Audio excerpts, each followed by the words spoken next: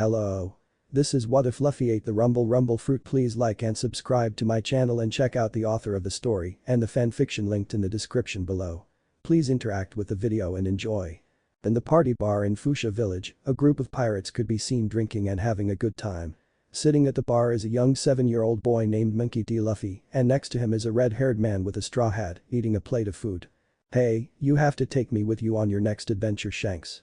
I want to be a pirate just like you," Luffy said with a huge smile on his face while looking at the red-haired man now named Shanks. Shanks looked up from his food and turned towards Luffy and started laughing. "Ha ha ha ha. Right, as if you could ever be a pirate," Shanks said. "Why couldn't I?" Luffy asked. A large man eating a piece of meat answered his question. "Listen, Luffy, you may be a good swimmer and all, but that doesn't mean you will make a good pirate," said Luckiru while eating his meat.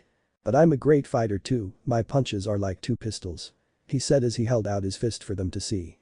It was an amusing sight to see for everyone else in the bar. "Are they now?" said Shanks with a mouthful of food. "What's that supposed to mean?" Luffy yelled. Luckiru laughed and spoke. "He means you are too much of a kid, he said. "And he is right, you know, I got boys older than you," said Yassip.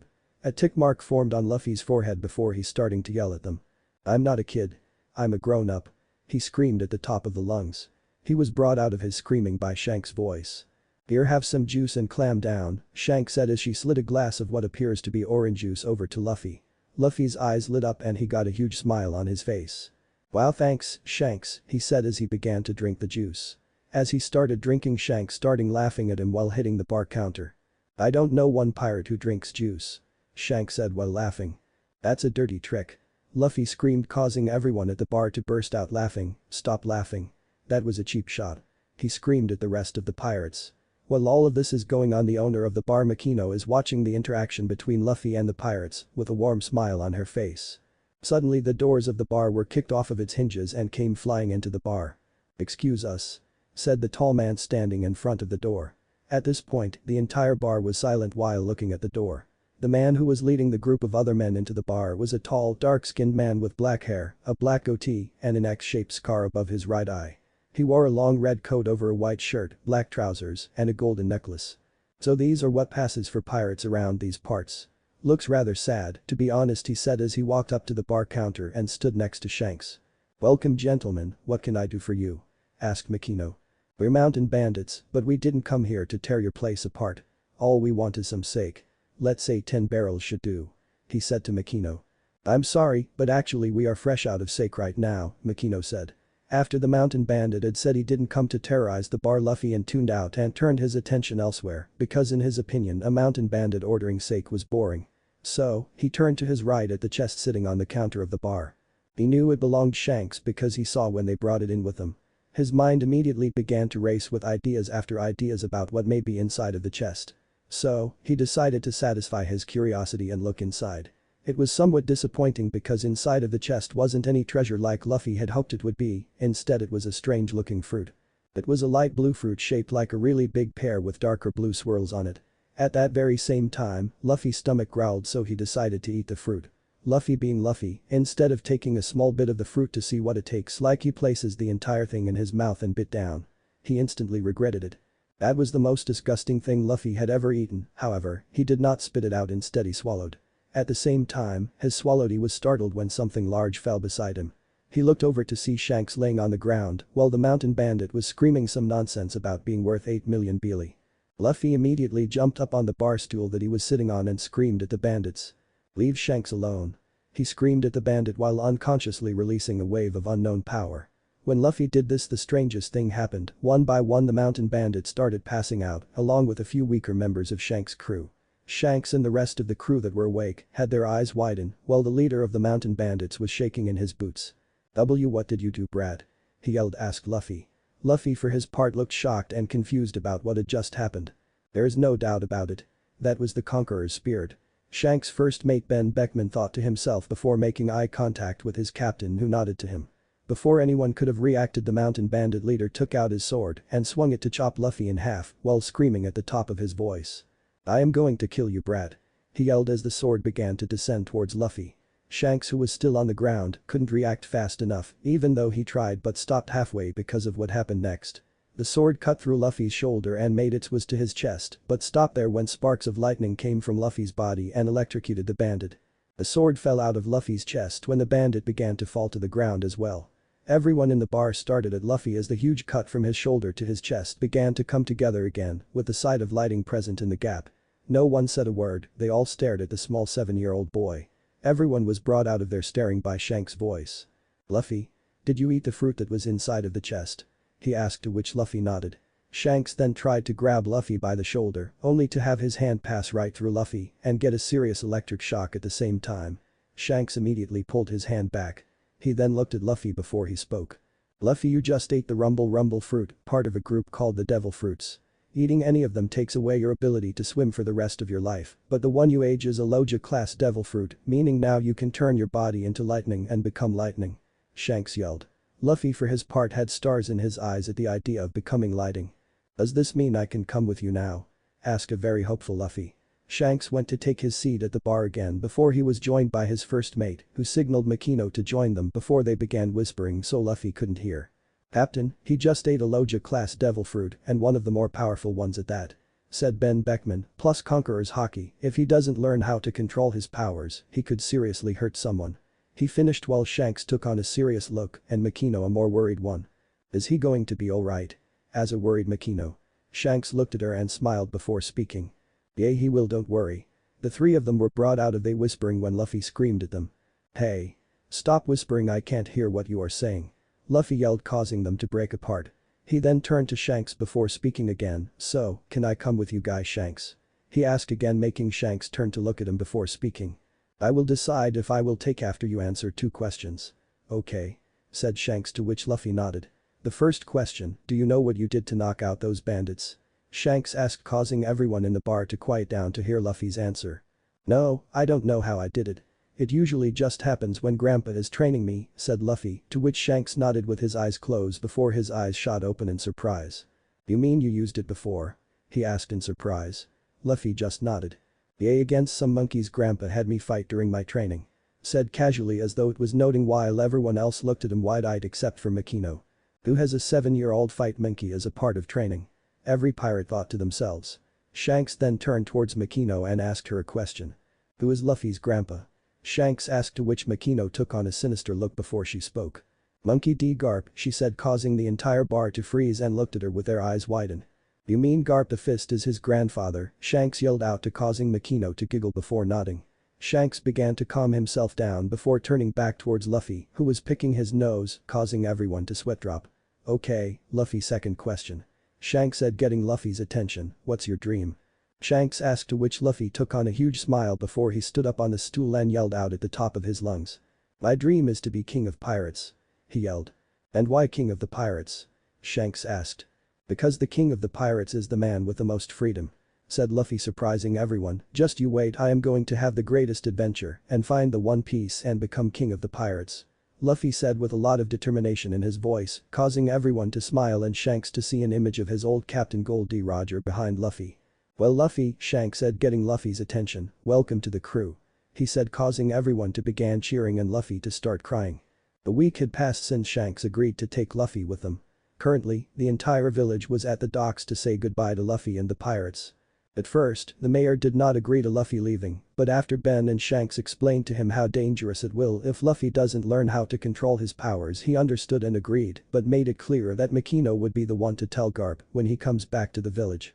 Another thing that happened during the week was that Shanks had sent one of his crew member who didn't have a bounty on his head to cash in the bounty of the mountain bandits and give it to Luffy. Luffy, who was currently on Shanks' ship Red Force, waving goodbye to the villagers before he screamed out. "I'm Makino. I'll come back before I set out on my own," he yells as the ship sailed further away from the island. With the island now out of sight, Shanks began giving orders to the crew. "Okay guys, no stop, we have enough supplies to last us, so set a course for the Grand Line," he said. "Aye, Captain," replied everyone. Shanks then turned towards Luffy, who was looking around with a huge smile on his face, causing Shanks to chuckle.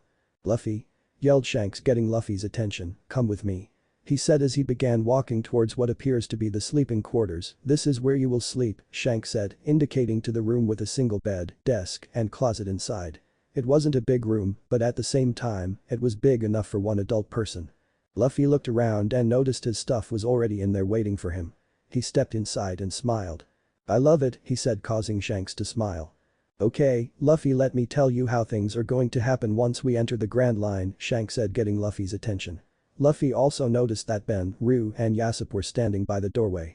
"First thing that will happen is Lucy Roo is going to teach you how to control that devil fruit of yours a bit, then from there every day in the morning, Ben is going to teach you navigation and history, along with battle strategy and anything else he comes up with. That will be for about 3 hours a day every day. The rest of the day is either spent with me teaching you Haki or Yasopp teaching you how to shoot. Whatever extra time you have you will train to master your devil fruit powers, or you can do that after you either master Haki or sharp shooting." "Understood?" asked Shanks, to which Luffy nodded and spoke. "Yep, now I have one question," he said, to which Shanks nodded for him to proceed. "Do you have any meat?" he said, causing the four of them to comically fall over. After Shanks had explained everything to Luffy again to make sure he understood, he began to explain to Luffy what Haki was and how it may be useful in combat. To say that Luffy liked the idea was an understatement. Luffy kept begging Shanks over and over to start his training until Shanks finally caved and started teaching him observation Haki. It had been 3 days since the crew left on island and the entrance to the Grand Line was in sight. Luffy was excited at the thought of sailing up a mountain. As the ship began ascending the mountain and peak was becoming visible, Luffy dashed to the front of the ship and began climbing to stand on the figurehead. Everyone saw this and began to get scared when Luffy finally stood on the figurehead. As the ship reached the peak and began descending into the Grand Line, Luffy stretched out his arms and screamed to the heavens. "I am going to be the king of the pirates." He screamed, causing everyone on board to smile at the determination in the young 7-year-old. Time skip. 10 years later, on an island in the New World. On a small island in the New World, a pirate ship could be seen docked close to the island. On the shores of the island, a large group of people could be seen standing with their backs towards the sea while looking at a man standing in front of them. This man was the now 17-year-old Monkey D. Luffy. Luffy was now 6'5" and well built. He was wearing long black pants with a pair of steel-tipped boots and a crimson-red dress shirt with the top 3 buttons opened, revealing a necklace with a lightning bolt pendant. Strapped with a black cloth around his waist was a katana with a black and white diamond pattern handle hanging off the left side of his hip. And to top everything off was the thing he treasures more than his own life resting on his head, the straw hat that Shanks gave to him. Everyone from the red-haired pirates was gathered on the shore today to see Luffy off to start his own adventure. "I want to thank you guys for all you have done for me over the past 10 years, and I am truly grateful for all you have taught me," said Luffy while looking at everyone. "Ah, don't sweat it, Luffy," said Lucky Roo, who was walking over to Luffy carrying 2 large barrels on his shoulder, while somehow able to hold a piece of meat in his hands as well. "Here, got you something for the trip," he said as he placed the barrels down. "There should be enough meat and booze in there to last you the trip to the East Blue," he finished. Luffy smiled at him and thanked him for the food. As Lucky Roo was walking back to stand with the rest of the crew, Yasopp began walking towards Luffy. "Hey Lou, I got a bit of a going away present here for you," Yasopp said as he pulled out a medium box from his coat and handed it to Luffy. Luffy took it and looked at the nice wrapping around the box before he spoke. "Yasopp, you really didn't have to do this. You guys have done way more for me than anyone ever had," Luffy said. "Nonsense kid, we're a family and you can never do too much for your family," Yasopp said while patting Luffy on the back. Luffy smiled and opened the box to see a black and red flintlock pistol. "It is Doflamingo's gun, only black and red instead of black and gold." Luffy held the gun in his hand and looked in the box to see the holster. He strapped the holster around the waist so the gun would be on his right side. Luffy then took on a puzzled look on his face. He had a gun and a holster, but no ammo. He looked over to Yasopp and spoke. "I don't see any ammo in the box and there is none loaded into the gun. Am I going to have to buy some?" Luffy asked, genuinely confused. He looked around to see everyone else confused just as he was. He then looked at Yasopp to see him with a wide smile on his face. "No, you don't have to buy ammo for this gun. Never will," he said, adding to the confusion of Luffy and everyone else there, "this is a special gun made especially for you. I always wanted one, but even if I bought one for myself I won't be able to use it. You see, this gun is powered by your devil fruit and in your case, it will not fire regular bullets, but instead, it will fire your lightning as bullets," Yasopp said, surprising everyone there and causing Luffy's eyes to widen. "I never knew they made weapons like this," Luffy said as he looked at the gun in his hand. He was brought out of his admiring by Yasopp's voice. "Before you can use it you need it to register your devil fruit. So, channel some of your lightning into the gun," he said. Luffy held out the gun and began channeling his lightning powers into the gun and soon the entire gun was covered with lightning. He then looked at Yasopp who nodded to him to stop what he did only to see the excess lightning get absorbed into the gun. "There, that should do it." Try shooting this. He said as he pulled out an empty sake bottle and tossed it into the air.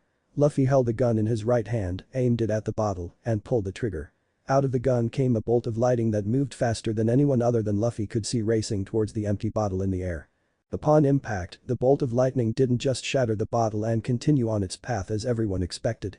It hit the bottle and exploded. Everyone was stunned at what they just witnessed.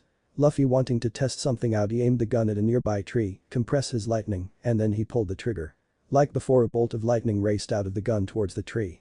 However, this time it pierced through the tree before doing the same to 5 more trees behind it before it finally exploded, destroying the last tree in the process. "What did you do differently there, Luffy, to make it pierce through all those trees?" asked Shanks. Luffy placed the pistol in the holster and turned towards Shanks before speaking.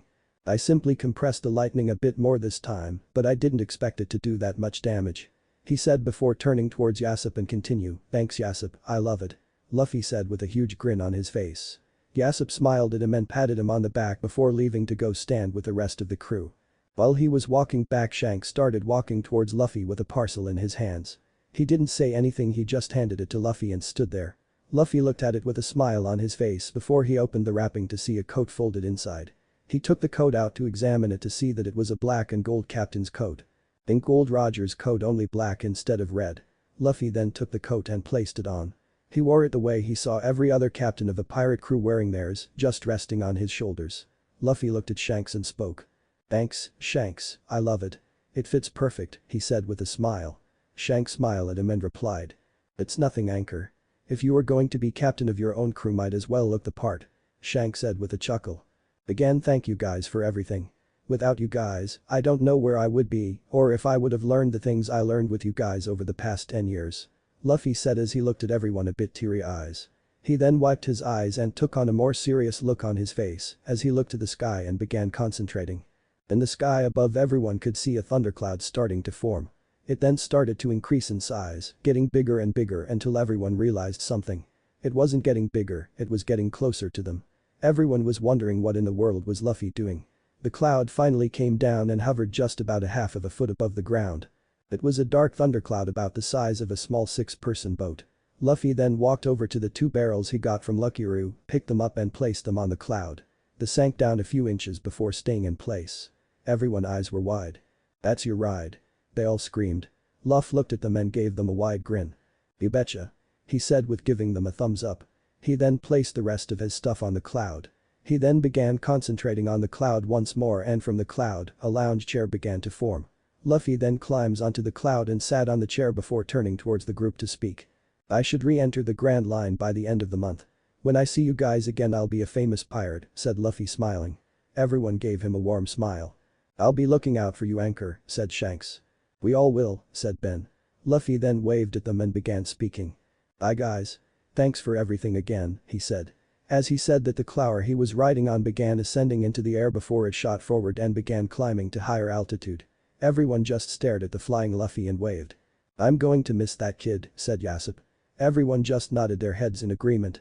Luffy, who was laying in his lounge chair made out of clouds, was just relaxing as then enjoying the scenery of the world below him. He was traveling at about 65 mph and was about 20,000 feet in the air. At first, it was a bit hard to breathe, but after a couple of minutes, Luffy got used to the thin oxygen that was present that high up. On his journey, Luffy could see various small sky islands with people on them. Some waved at him with he waved back, while others were wary of him, so they ran into their homes and hid. Luffy didn't really care, all he did was continue on his journey to the East Blue. It would take him about 1 day to reach the East Blue, or less than a day if he decides he wants to go faster. For now, Luffy is just enjoying the relaxing ride. "So, this is the Holy Land Mariajois," Luffy said as he stopped the cloud and have it hover high over the capital of the world government, where no one will be able to see him. He had been traveling for about 6 hours now and finally reached the Red Line. Seeing as how he can fly with the cloud, he didn't need to go down to Fishman Island, he could just fly over the Red Line. Luffy couldn't help but admire the city. Even though he didn't like the bastards in the world government, he couldn't deny it was a beautiful city with amazing architecture. "While I am not here to admire the sights, I have places to be," Luffy said as he narrowed his eyes forward and concentrated on the lightning in the thundercloud before blasting off a lot faster than which he was moving at first. Luffy now entered paradise, traveling at a speed of 100 miles per hour. He had taken off his straw hat because he didn't want it getting blown away. At this speed, Luffy is estimated to arrive in the East Blue in about 3 hours. Time skip. 3 hours later. Luff is now in the East Blue after being gone for 10 years. He immediately slowed the cloud down to only about 40 miles per hour and lowered the altitude to just about enough so he could see the world below him quite clearly. Feels good to be back home. First stop Makino Nichin, then off to find a crew. Luffy said as he began traveling towards Dawn Island. After traveling for about an hour, Luffy finally arrived at a familiar island where he flew his cloud onto the docks before stepping off. As Luffy stepped off, he turned to the cloud and it began to hover higher and higher until it finally disappears into the other clouds present in the sky. Luffy then turned around to see that he had attracted a crowd. The man standing in front of the crowd was someone Luffy remembered quite vividly. He was Mayor Whoop Slap. He has a cleft chin, wears oval glasses, has a mustache and a beard, and held a cane on his hand. Luffy smiled at the man and began walking towards the crowd. "Who are you? Are you a pirate?" asked the mayor while pointing his cane at Luffy. Luffy took on an amused look on his face before he answered. "Yes, I am a pirate," Luffy said, doing very little to hide his amusement. "However, you can relax, Mayor, I mean you no harm. I am just here to see my older sister," Luffy said, confusing everyone there who was wondering who was his sister. Before they could have questioned him, Luffy began walking towards Makino's bar, knowing full well he had a crowd following him. As he reached the bar, he walked inside and sat in the same seat he sat in 10 years ago when Shanks was there. Makino was not by the bar, so he assumed she was in the back. He was a few minutes before she finally came out. When she saw a young man sitting at the counter, she went to him and spoke. "Good afternoon, sir, is there anything I can help you with?" Makino said. Luffy gave her his famous grin before answering. "Yes, a large tub of meat and some sake Makino Nichin," Luffy said while grinning. As he said that, he heard gasps from behind him and one from Makino, as well as he covered her mouth with her hand and started tearing up before she launched herself over the counter, surprising Luffy and the crowd that followed him. As she launched herself, she screamed at the top of her voice. "Luffy!" She screamed as she crashed into Luffy, knocking him off the stool before hugging him and crying into his chest. "Luffy, you came back like you said. I missed you," she said as she sniffled a bit. She finally got off of him and helped him up before she ran into the back and came back out with a large tub of meat and a bottle of sake. She set it down in front of where he sat at the counter before she went around the counter and sat next to him before speaking. "Tell me, how was your trip with Shanks? Where did you go? What did you see? Tell me everything," Makino said excitedly. Luffy chuckled at her antics and was about to answer, but before he could, the entire crowd that followed him into the bar screamed out. "Luffy's back." They screamed as they all pulled out mugs of booze from what appears out of nowhere and began sitting around the bar to hear Luffy's stories. Luffy chuckled and began telling them stories of his time with Shanks.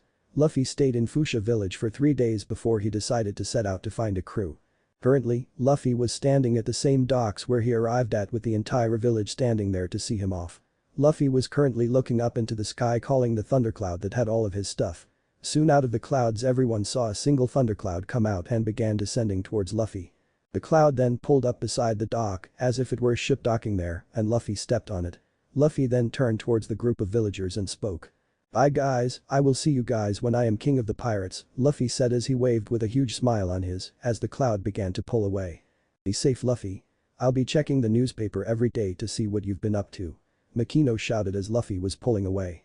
Luffy gave her a thumbs up before dashing away. He kept the cloud just 10 feet above the water and had it sailed at a slow speed of 25 miles per hour. While sailing, a Sea King rose from the water and tried to attack Luffy, but Luffy simply sent a blast of Conqueror's Haki and knocked the beat out before continuing his way. Luffy now shifted his chair into a throne with lightning sparks occasionally coming off of it, and his face took on a more serious, impassive look. Gone was the happy-go-lucky Luffy. This was Captain Luffy. Luffy then spoke in a tone that would send chills down his enemy's spine. "Time to turn this world upside down," he said.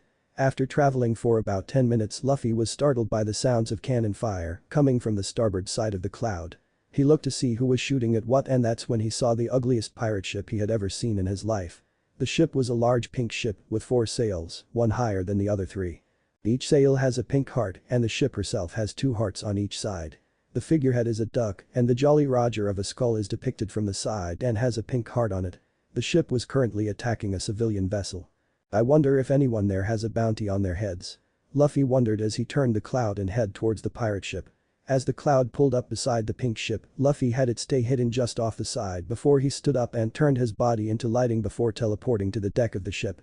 All the pirates and civilians saw was lightning struck the ship while a loud thunder sounded in the clear blue sky, and now standing in the spot where the lightning had struck is a man with a captain's coat hung on his shoulders and a straw hat on his head.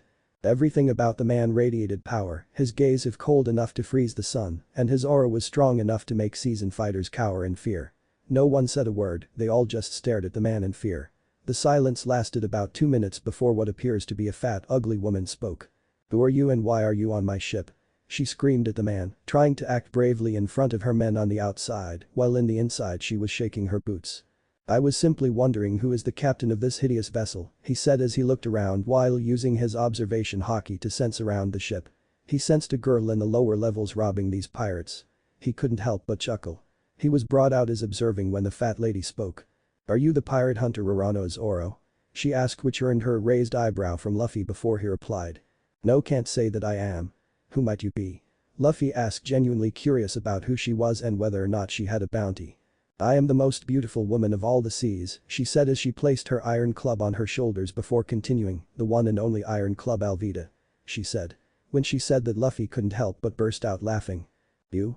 The most beautiful woman of all the seas?" Luffy said as he started rolling on the floor laughing, "Sorry hag, but you ain't nowhere close to being the most beautiful woman of all the seas." Luffy said as he stood up and looked at the woman to see her fuming, but that meant very little to Luffy as he began speaking again. "Do you by chance have a bounty on your head?" Luffy asked. He saw the woman smirked before answering. "Yes, I have a bounty of 5 million birri on my head," she said as Luffy simply sighed. Was hoping it was a bit more. Anyway, time for business." Luffy said as he sent a wave of conquerors Haki towards the pirates, effectively knocking out all of them except Alvida and surprisingly a short pink-haired boy who only fell to a knee. Luffy turned to the boy and spoke, "You have a strong will to be able to withstand my Haki like that, kid," Luffy said with a smile that made the boy smile as well. Alvida turned to the boy and was about to speak, but never got a chance to, because she was hit square of the jaw by Luffy with a fist coated in lightning, effectively knocking her out. Luffy then placed his palm on her back and spoke. "Bind," he said, and then all of a sudden from the palm of his hand 3 rope-like bolts of lightning came out and snaked itself around Alvida, binding her in place. The boy with the pink hair had his eyes popping out of its socket. "How did you do that?" he asked, screamed. Luffy smiled and answered. "I ate a devil fruit, the rumble fruit to be exact. So, now I am a lightning man." Luffy said as he turned his entire right hand into lightning. "By the way, what's your name?" Luffy asked. "Oh, I'm Koby, sir," Koby said as Luffy turned his hand back to normal. "Nice to meet you, Koby, my name is Monkey D. Luffy. And I am going to be king of the pirates." Flying just above the water is Luffy and Koby sitting in Luffy's thunder cloud. Luffy was sitting on his throne while Koby was sitting on a small chair Luffy made for him. Following behind Luffy's cloud is a captured Alvida who is on a separate thunder cloud that Luffy summoned to transport her. They are currently headed to Shell's town to cash in the bounty on Alvida's head and also take Koby there to join the Marines. Even though Koby wanted to be a Marine, Luffy could honestly say he liked the kid. He had a good sense of justice, and even though he was a bit of a coward, with the right type of training he would become a fine Marine, and Luffy knew just a person to turn him into one. Luffy couldn't stop himself from chuckling at the thought of that man training Koby. Luffy was brought out of his thought by Koby's voice. "Wow. I still can't believe I am sitting on a cloud," Koby said happily as he ran his hand on the surface of the cloud. Luffy chuckled at his antics before he spoke. "Yeah, well, this is a thunder cloud, it is a lot more firm compared to regular clouds found on one of the sky islands," Luffy said, making Koby whipped his head around and looked at Luffy with eyes the size of dinner plates. "Why, you mean there are islands in the sky?" Koby asked with a voice of pure shock. "Yes, is even a sea of clouds up there that your boats can sail on," Luffy said, surprising Koby even more. "However, I don't know if there is any here in the skies above the East Blue, but I know for a fact they are in the Grand Line." Luffy finished with a smile. "Wow," was all Koby could say. Luffy chuckled at Koby's reaction before his face became serious as he spoke to Koby. "Hey, Koby," Luffy said, getting Koby's attention. "Alvida mentioned Rorano Zoro earlier, and I was wondering who is her?" Luffy asked, causing Koby to turn pale. "He is a great pirate hunter. He is a man who diced up his bounties like an animal bent on carnage, a bloodthirsty beast. He has been called nothing less than a living breathing demon in human form." Luffy couldn't help but sweat drop at that description. "Recently I heard he was captured and is being held at the marine base in Shell's town," Koby said, causing Luffy to grin.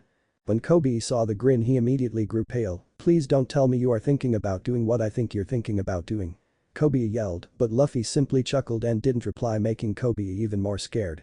The two of them and an unconscious Alvida traveled for about 5 more minutes before they finally reached the marine base city. Luffy and Koby exited the cloud before Luffy sent it up in the sky to wait for him to summon it back when ready. The cloud carrying Alvida followed closely behind Luffy and Koby as they walked through the town, earning them odd looks from the civilians there. I want to see who this Zoro is. Who knows, maybe I'll even have him join my crew. Luffy said with a serious look on his face as they walked through town. When Luffy said that, Koby immediately began to beg Luffy to find someone else. Luffy, seriously, you are out of your mind if you think the right thing to do is get this guy to join you, said an extremely scared Koby. Luffy just kept an emotionless look on his face as he spoke. I never said he was going to join my crew. I said maybe he will, Luffy said as he stopped by one of the local vendors that were selling apples and picked one up and bit down on it before flipping the vendor a beelie. He then looked at the guy that sold him the apple and spoke, are they really keeping that Zoro guy here? Luffy asked. The moment Zoro's name left his mouth, everyone who was close enough to hear the question jumped back with a look of pure horror on their face. I'll take that as a yes, Luffy said before walking off with Koby close behind. Maybe we shouldn't mention the name Zoro here, said Koby in a low voice as he whispered to Luffy. Let us just head to the base. You did say you wanted to become a marine, right? Asked Luffy as they continue walking towards the marine base. Well, of course, I do, Luffy, but I don't feel as though I am ready yet. From what I've heard, the man in charge of this base is named Captain Morgan, said Koby. Similar to the reaction of Zoro's name, everyone that was within range to hear Morgan's name jumped back and took on a look of pure horror. Luffy narrowed his eyes at this before thinking to himself. It seems this is one of those marine bases. Luffy thought to himself. He looked over to Koby to see him having a puzzled look on his face. He then looked at Luffy and began to speak. That was odd. I mean, I can understand them being scared of Zoro and all, but why a marine captain? Asked Koby. Luffy's face then took on a more sympathetic look as he looked at Koby before he spoke. You will come to understand that in the world we live in you can't believe everything you are told. You must be able to try to see the world for yourself and come to your own conclusion. In my experience and from what I have seen, not all pirates are bad and not all marines are good. Luffy said, surprising Koby, who looked like he didn't want to believe what was just told to him until Luffy spoke again. Remember, Koby, power can turn good people bad. Luffy finished, allowing Koby to think about what he just said. They walked in silence until they made it to the gates of the marine base, where Luffy told the guard posted there that they were there to cash in the bounty on Alvida's head. The guard then took them into the base to the cashier, who gave them odd looks after seeing Alvida laying on a thundercloud with lightning binding her. After verifying that it was her, the cashier gave Luffy a bag with 5 million beelie inside, to which Luffy tucked away in his coat. Luffy and Koby began exiting the marine base when Luffy noticed something in the corner of his eye. As they were walking, Luffy looked to the left to see in the open courtyard is a man tied to a post. Luffy smiled to himself. So, that's Zoro, he thought to himself before looking straight ahead as they were about to exit the base. As they exited the base, Koby was about to say something to Luffy but never got the chance to as Luffy turned left and began walking along the walls until he suddenly stopped in front one of the walls and started climbing it. Koby started to panic and scream at Luffy. Luffy? What are you doing? Someone will see you. Yelled a panicking Koby, but instantly became silenced by the words that came out of Luffy's mouth next. So, there you are, Mr. Pirate Hunter, Luffy said as he looked at the man strapped to the cross. Koby turned pale as he looked over the fence and hoped that Luffy was mistaken someone else of the demon, but from one look of the man, Koby instantly knew he was the pirate hunter Zoro. Zoro was a muscular young man of average height with lightly tanned skin and green hair. He has 3 identical gold earrings on his left earlobe and a green bandana tied around his head. He wore black trousers tucked inside black boots, a plain white shirt with 3 undone buttons at the collar and his green haramaki. The two of them were knocked out of their observation by Zoro's voice. Hey, you two, he said, getting their attention, you're an eyesore. Get lost. He said in a cold voice, making Koby scream while Luffy just looked bored. Luffy, let us just get out of here, Koby said to Luffy, who simply ignored him. Then suddenly the two of them heard something hit the side of the wall to their left. When he looked to see what it was, they saw a little girl with a ladder climbing the wall. She then looked towards Luffy and Koby before she placed her index finger to her lip, telling them to be quiet. Luffy could only stare at the girl as he threw a rope over the wall and climbed over. The little girl then began running towards Zoro with a huge smile on her face. She then reached in front of Zoro, who didn't look happy to see her. What do you want? He said to the girl in a harsh voice, trying to scare her, but the little girl just kept on smiling. I thought you may be getting hungry now. So, I made you a couple of rice balls, she said as she looked at Zoro. You got a death wish, kid. Scram, he said to her, but she didn't look like she was going to budge an inch. But you haven't eaten anything the whole time you've been tied up. Here, she said as he held up 2 rice balls. I never really made them before, but I did my best, so I think they're fine. She said, trying to convince Zoro to take the rice balls. Listen, kid, I'm not hungry. Now stop irritating me and get lost. Zoro yelled at the girl. The little girl's smile vanished for the first time and was replaced with a frown before she spoke. But she began before Zoro interrupted her. Do not make me kick your ass, little girl. Zoro yelled, causing Luffy to narrow his eyes at him. Suddenly the gates of the marine base began to open and 3 figures could be seen entering. Now, no one likes a bully, said the man in the middle of 2 marines, known as Zoro. You seem to be handling this well.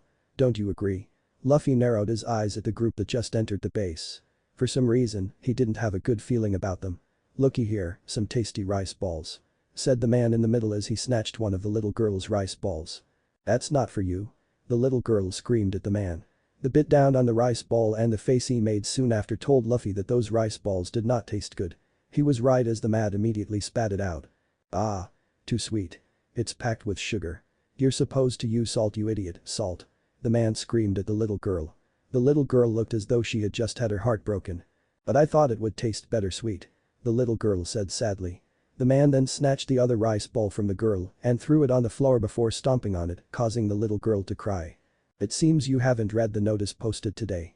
Anyone found aiding a criminal in any way will be executed. Signed Marine Captain Morgan, the man said, causing the little girl to flinch when he mentioned Morgan's name. The man chuckled at her reaction before speaking again. It seems even you know my dad's name. This got Luffy's attention. So, he is Captain Morgan's son, Luffy said to himself, but loud enough for Koby to hear. Does that mean he isn't a Marine? Koby asked. I don't know.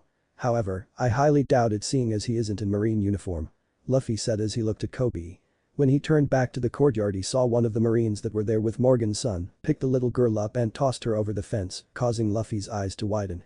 He quickly turned his body into lightning and teleported to catch the little girl. He caught her mid-air and landed with her in his arms safely. The little girl smiled at him before she spoke. Wow, thank you, mister, she said happily. Koby came rushing over to Luffy and the little girl. Koby, why don't you take this little girl home? There is something I have to do, said a serious Luffy as he turned his body into lightning and vanished. Zoro, who was still tied to the cross, was startled when lightning suddenly struck the ground and the man who had been on the fence earlier appeared in the spot that the lightning had struck. The only thing he could do was stare at the man with eyes the size of dinner plates. How did you do that? Zoro asked. Luffy kept a serious look on his face as he spoke. I ate a devil fruit, said Luffy. Zoro nodded to show that he understood. He had heard of devil fruits but never actually thought they existed. Zoro then looked at Luffy with a serious look before speaking. So, what do you want? He asked. Luffy didn't say anything for about a minute, he just stared at Zoro through narrowed eyes before speaking. Are you really as strong as people say?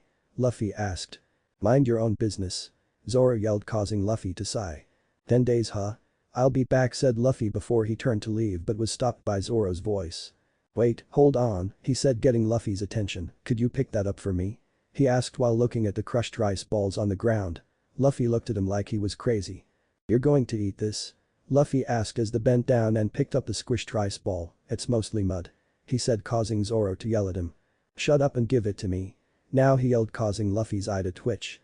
Luffy then picked up the rice ball and fed it to him while doing his best not to stab a lightning-coated fist through Zoro's chest. After Zoro ate the muddy rice ball he looked to meet the emotionless eyes of Luffy before speaking once more. Tell the little girl they were delicious, he said. Luffy didn't show any emotion on the outside, but he smiled on the inside. He then turned his body into lighting and teleported to Koby and the little girl. Time skip. 2 hours later. Zoro was looking up at the clouds in the sky as they passed by when suddenly out of the clear blue sky, Zoro saw a bolt of lighting coming towards him. His eyes widened and he started trying to get free of the ropes. The bolt of lighting then struck the same spot that it had struck 2 hours ago. And people said lightning doesn't strike the same place twice. Zoro thought jokingly to himself as he looked up to see the same man from before standing there with the same emotionless look on his face, but this time Zoro noticed something different about the man. He couldn't figure out what was different. He had the same straw hat on his head, the same captain's coat, the same sword on his side, along with the same gun. Everything was the same down to the emotionless look on his face, but it was at that very same time Zoro was able to get a look of the man's eyes. Before they lacked any ounce of emotion, they were the cold eyes of a man who would kill you without a second thought, but now, however, his eyes were filled with anger. Zoro didn't know what scared him more, the thought of this man being able to kill anyone without a second thought when he is going about his normal day, or the thought of that same man being angry. Zoro decided to swallow his fear and speak. "You again, what do you want?" Zoro asked. Luffy began walking forward until he stood only a few feet away from Zoro before he spoke. "I have an offer for you," Luffy said, surprising Zoro. That idiot son was never planning on following through on his end of the deal. "He was going to have you executed tomorrow," Luffy said, causing Zoro's eyes to widen before he started thrashing around and yelling. "That sniveling little bastard," he yelled. "When I get my hands him, he is going to wish his daddy had flushed him down the toilet like he should have," Zoro said, causing Luffy to chuckle before he spoke. "And how are you going to do all that tied up her?" Luffy said with a smirk on his face before continuing. "By the way, when I heard he was going to execute you tomorrow, I knocked a few teeth down his throat. So, there is a good chance your execution got moved up to today," Luffy said, causing Zoro's eyes to widen even further.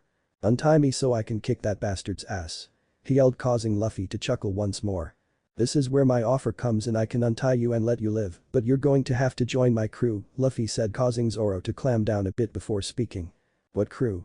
he asked. "I am putting together a pirate crew and I am looking for people to join up. So, what's your answer?" Luffy asked. Zoro stayed silent for a minute before answering. "Listen, that idiot son took my swords. If you can get them back, I'll join your crew," Zoro said, causing Luffy to smile before turning his body into lighting and teleported away. Upon the roof of the marine base, every marine that was present on the base could be seen raising a giant statue of Captain Morgan made of stone. Standing off to the side looking at his men working was the captain in charge of the marine base, Axe Hand Morgan. Morgan was a very tall and muscular, intimidating man with blonde hair and a steel jaw. His right hand is replaced by a huge steel axe, the handle of which seems to go right through his forearm. He wore a large billowing coat like a cape. Laying on the ground behind Morgan the crying form of his son Helmeppo. "Now stand it up, men. Display my greatness for the world to see," Morgan yelled at his men. As the marines were in the process of pulling the giant statue upright, a bolt of lightning struck the center of the statue, causing everyone's eyes to widen. Just when everyone thought things couldn't get any stranger, standing in the spot where the lightning had struck was Luffy looking at everyone. "What is this god-awful thing that I am standing on?" Luffy asked as he started examining the statue before he spoke. "No one will miss something this ugly," he said as he raised his right leg in the air and coated it with armament Haki. He then stomped his leg on the statue, causing every marine there to start sweating. At first, it looked like nothing happened, which caused a few marines to release a sigh of relief, but after 5 seconds later the entire statue suddenly crumbled to dust. Morgan was shaking with rage before yelling out. "Kill him," he yelled, and every marine drew their weapons. When everyone looked at the spot that Luffy was standing, they saw that he was gone from there and was now standing by the door with Helmeppo. "I need you to show me where Zoro's swords are," Luffy said as he began walking through the door with Helmeppo over his shoulders.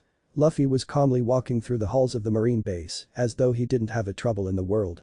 "Where are Zoro's swords?" Luffy asked Helmeppo. "They are in my room. It is the door coming up on your left," Helmeppo said. As they stood in front of the door, Luffy kicked it open before tossing Helmeppo inside. Luffy then sent a wave of Conqueror's Haki towards him, making him pass out. Luffy looked around the room and noticed it was extremely girly. The walls were pink, the furniture was pink with flowers on them, everything about this room said it belonged to a girl. Luffy though Helmeppo lied to him and took him to the wrong room. However, when Luffy saw the 3 swords braced against the wall, he knew he was in the right place. Luffy grabbed the swords and looked out the window to see something that made his eyes widen. Standing in the courtyard where Zoro was tied up was a very scared Koby surrounded by marines along with Morgan himself. The marines were beginning to take aim to fire on Zoro and Koby. Luffy opened the window and immediately turned his body into lightning before teleporting to the courtyard. Koby and Zoro stared as the marines took aim and were prepared to fire their guns when all of a sudden Luffy appeared in front of them with his usual lightning strike, putting Koby and Zoro at ease for a bit while startling the marines. "Pirate the kid with the straw hat," Morgan yelled at his men. Luffy immediately covered his body in armament Haki and waited for the guns to fire. He didn't have to wait long because, seconds after Morgan gave the order, every marine with a gun pulled the trigger. What happened next made everyone's eyes widen. The bullets that were fired at Luffy hit him but did no damage. They simply fell to the ground squished as though they hit a metal wall. "That won't work on me," Luffy said as he stared at them with the cold eyes of a killer. "Just who are you?" Zoro asked with eyes the size of dinner plates. Luffy turned him and used one of Zoro's swords to cut him free before speaking. "The name is Monkey D. Luffy," Luffy said as he handed the swords to Zoro, "and I'm going to be king of the pirates." Before Zoro could say anything to Luffy, Morgan gave his men new orders. If bullets won't work then use your swords. As he said that all the Marines drew their swords and charged Luffy, Zoro, and Koby. Before they could reach the Luffy and Koby they were intercepted by Zoro, who held off each of their swords with all three of his. Luffy was amazed by the fact he was using 3 swords. Zoro held 2 katanas in his hands, while the third one he placed in his mouth. Luffy was brought out his observation by Zoro's voice. "Make one move and you die," Zoro said to the Marines in a cold voice that made a few of them start crying. He then turned his attention towards Luffy before speaking again, "Today I officially become a criminal because I fought against the Marines. So, I'll become a pirate that I can promise you, but I want you to know one thing. While I am with you I dedicate myself to is fulfilling my ambition," he said. Luffy turned and looked at him before speaking. "Which is?" Luffy asked. Zoro smiled and spoke with a lot of determination. "To become the world's greatest swordsman and nothing less," he said, aching Luffy smile before replying. "The king of the pirates would have no less on his crew," Luffy said. Luffy and Zoro were once again interrupted by Morgan's voice. "What are you waiting for, men, kill them," he yelled. All of his men backed away from Zoro, allowing him to stand up before they spoke in a scared tone. "Sir, we can't beat them," said one Marine. "Yea, they're monsters," said another one. "We will only die if we face them," said one more Marine. By now Morgan was shaking with rage. "This is a direct order, every Marine who is spouting weakness pull out your gun and shoot yourself in the head," Morgan yelled. At first, Luffy thought he was crazy to give an order like that because no one was stupid enough to follow such an order, but Luffy was surprised when he saw the Marines actually brought their guns up to shoot themselves. What a bunch of idiots. Luffy thought to himself as he watches the Marines shakingly held up their guns to shoot themselves. Luffy quickly sent out a controlled blast of Conqueror's Haki towards the Marines, making each of them pass out on the ground foaming at the mouth. Morgan's eyes widened when he saw his men passing out. He looked to see if it was Zoro who did something, but Zoro was just as much surprised as he was. He then looked towards Luffy only to see him calmly walking towards him. "The leader who cares so little for the lives of his own men is nothing but scum," Luffy said in a tone that sent shivers up Morgan's spine. Morgan quickly caught himself and swallowed his fear before speaking. "They were weaklings, all that matters in this world is power and titles. A weakling like you could never understand that," Morgan yelled before charging towards Luffy, but stopped dead in his tracks when Luffy spoke. "That downwards chop from your right hand won't do anything," Luffy said, making Morgan's eyes grow wide as dinner plates. While Morgan was frozen in fear, Luffy never stopped once while walking towards him. Luffy then covered his palm in lighting before disappearing from everyone's sight. Luffy then appeared to Morgan's right and with his lighting-coated palm, he sliced off Morgan's right hand from his elbow. Morgan yelled out in pain and tried to jump back to put some distance between him and Luffy, but he didn't get to go far because Luffy was already behind him with his arm pulled back ready to strike. "Chidori," he yelled as he stabbed his hand through Morgan's chest. Zoro and Koby stared wide-eyed as they watched Luffy pulled her hand from Morgan's chest, letting his lifeless body lay there in a pool of his own blood. Luffy then pulled out a handkerchief from his coat and began wiping the blood off his hands. He then looked at the dead body of Morgan before speaking in a cold, emotionless voice. "Scum like you don't deserve to live," he said before he began walking back towards Zoro and Koby. As he was walking back towards them, the Marine soldiers who were unconscious on the ground began to regain consciousness. When they woke up and saw the body of their dead captain on the ground instead of them trying to extract revenge on Luffy like he had expected, they began cheering and thanking Luffy for freeing them from Morgan's reign. "It seems they were all scared of Morgan before we showed up," said Koby, getting Luffy's attention. Just as Luffy was about to reply, he heard something hit the ground next to him. When he looked over to see what it was, his first mate passed out on the ground. "Well, we better get him some food," said Luffy as he picked Zoro up and slung him over his shoulder before heading to the bar that the little girl from earlier, who he learned was named Rika, mother owned. "Time skip. 15 minutes. "Oh, I am stuffed," said Zoro as he sat at the table with an empty plate in front of him. "Having not eaten in 3 weeks, I was ready to munch down on my bootstrap," he said, earning giggles from Rika and her mother. Luffy sat across from him with a bottle of whiskey and a glass half filled with whiskey. Luffy couldn't help but smile at his first mate antics. Zoro then turned towards Luffy and spoke, "So, how many others have you gathered for this crew beside me?" Zoro asked. Luffy took a sip of his whiskey before reply. "Just you," he replied before taking another sip of his whiskey. Zoro looked at Luffy like he was crazy. "So, you and I are what amounts to a pirate crew?" Zoro asked. "I can take on an entire fleet of Navy battleships by myself, and when I am done with you, you will be able to do the same," Luffy said in a serious voice. If anyone else had said something like that, Zoro would have thought they were crazy, but after meeting Luffy, Zoro doesn't think anything can surprise him anymore. Just as Zoro was about to say something, a group of Marines entered the bar and Luffy didn't look all that bothered by their presence. "Hey, you there, we heard you fellas are actually pirates. Is this rumor true?" A Marine who Luffy guessed was the highest ranking officer on the base after Morgan said. "Yeah, we are," Luffy replied before taking a sip of his whiskey. "We appreciate everything you did to save our town from that horrible tyrant who terrorized us all for so long. However, now that we know you are pirates as Marines, we cannot sit idly by and watch you go about your business. Therefore, you and your crew will need to leave this town immediately, and out of respect for what you have done, we will not report you to headquarters," said the Marine, causing the people who were outside to begin to protest. Luffy then raised his hand, getting all of them to be quiet before he spoke. "That's okay everyone, we were planning on leaving anyway, however, before we go there is something I need to do," Luffy said before he reached into his coat, making all of the Marines there nervous. He then pulled out a transponder snail and placed it on the table before dialing a number. The snail began to ring for about 10 seconds before someone picked out. "Hello," said a man on the other end of the transponder snail. Luffy smiled before replying. "Is this Vice Admiral Garp?" Luffy said, making every Marine and civilian's eyes to widen the size of dinner plates. "This is him." "Who is this?" Garp asked. Luffy grinned before replying. "Your grandson," Luffy said, making everyone's jaw dropped. Luffy chuckled at their reaction. "Luffy?" Garp yelled through the transponder snail, "You brat, how dare you leave the island and join that red-haired bastard, huh?" Garp said, making Luffy roll his eyes before replying. "I miss you too, Grandpa." Luffy said with a smile, making Garp chuckle. "Anyway, I called because I knew you always wanted me to join the Marines, but that's not going to happen." Luffy said, making Garp growl on the other end of the line. "However, I found my replacement for you," Luffy said while looking at Koby, making his eyes widen. "Oh, and just who is this replacement?" Garp asked. "A kid named Koby. He is a bit weak and a bit of a coward, but I think you like him," Luffy said.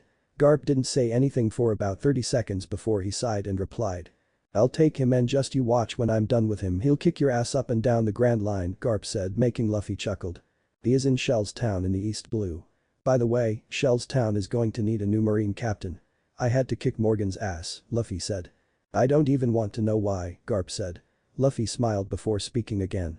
"Well, I got to go, Gramps. I'm sure you and I are going to cross paths soon, so, until then," Luffy said, making Garp chuckle. "Take care of yourself, brat," Garp said before hanging up. Luffy placed the snail back in his coat before standing up and walking over to Koby. He reached in his coat and pulled out the bag of money he got from Alvida's bounty and handed it to Koby before he spoke. "Here, take this, you deserve it after all she put you through," Luffy said, making Koby's eyes filled with tears. Koby didn't get to say anything before Luffy turned towards Zoro and spoke. "Get your things, we are leaving," he said. Zoro then grabbed his swords and stood up to leave.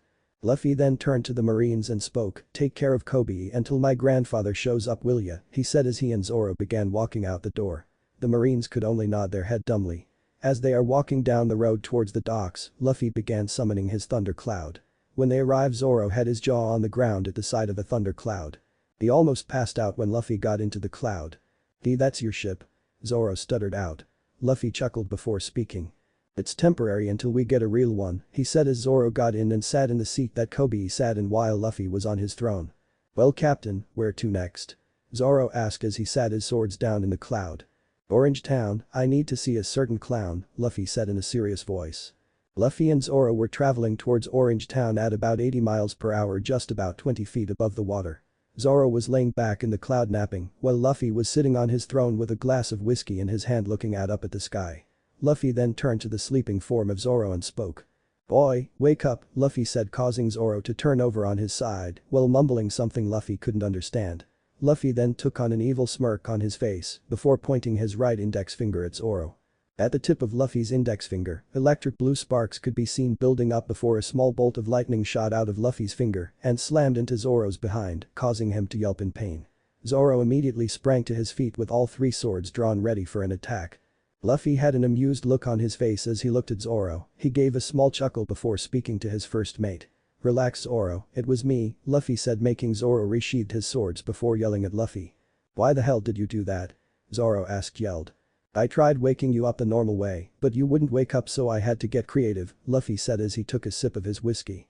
He then tossed a cup towards Zoro before speaking again. "The barrel on your right has food and the one on your left has booze," Luffy said while pointing at the two barrels that Lucky Roo gave to him. Zoro thanked him before taking some meat from the barrel to eat along with a cup of booze to drink. While Zoro was eating, Luffy thought it would be a good idea to let him know the plan going to Orange Town. We are going to arrive in Orange 2 in about 30 minutes. The pirate who we are going there to see is Buggy, the clown. He has a 15 million beelie on his head, Luffy said, making Zoro take on a serious look on his face before speaking. And why exactly are we going to meet him? Zoro asked with a raised eyebrow. Luffy took a sip of his whiskey before replying. I've heard a lot about him from my mentor. If he is as good a pirate as I expect him to be, I'll ask him to join the crew. If he is not, however, we kick his ass and cash in the bounty on him and his crew, Luffy said with a smirk. Zoro took a bite into the piece of meat he had in his hand before giving Luffy his opinion. And what if he is the pirate you expect him to be, but he doesn't want to join the crew? Zoro asked. Simple, we kick his ass and take his bounty, Luffy said, making Zoro chuckle. From now on, anyone with a bounty on their head we are going to cash in. In this cloud right now there is 800 million beelie that I got from a few pirates in the Grand Line, Luffy said, making Zoro spit out all of the booze he had in his mouth and look at Luffy with eyes the size of dinner plates. 800 million beelie? Zoro asked in a surprised voice, to which Luffy nodded before speaking. Yay, I plan on clearing out the big bounties in the East Blue before we head into the Grand Line. I highly doubt we will find a suitable ship that will survive the Grand Line. A lot of that money will be spent on first buying a ship, repairing it, and then eventually we are going to need a new one. However, if we are lucky to find one that could survive the Grand Line, then all we will need to worry about is the repairs, Luffy said, earning a nod from Zoro, saying he understood. That being said, getting a ship and maintaining it is my responsibility as captain, so any opponent the crew face that has a bounty on their heads gets to keep the bounty for themselves. The treasure looted is divided among the crew equally, Luffy said. Zoro drank the last of his booze before speaking. That sounds good, Captain, Zoro said with a smile, making Luffy smile as well. The two of them traveled for about 10 more minutes before they reached the shores of the Orange Town, or what used to be Orange Town. The entire town looked like a tornado passed through it. Zoro and Luffy stepped out of the cloud and began walking into the town. While walking, Luffy sent a command to the cloud to stay in the skies about the island. When they reached the town they realized that it was abandoned. There was not a soul in sight. The only thing there was a lot of destroyed houses and vandalized buildings. Luffy sighed and tilted his hand down a bit to cast a shadow over his eyes before he spoke in a cold, menacing tone. It would seem Buggy is not the man I thought he was, Luffy said as they continued to walk through the town. Seems we will be 15 million beelie richer than we were a few minutes ago, Luffy said, causing Zoro to chuckle. Hopefully there is someone strong on his crew for me to face, said Zoro while placing his hand on his swords. Luffy and Zoro were brought out of their conversation by a group of people running towards them.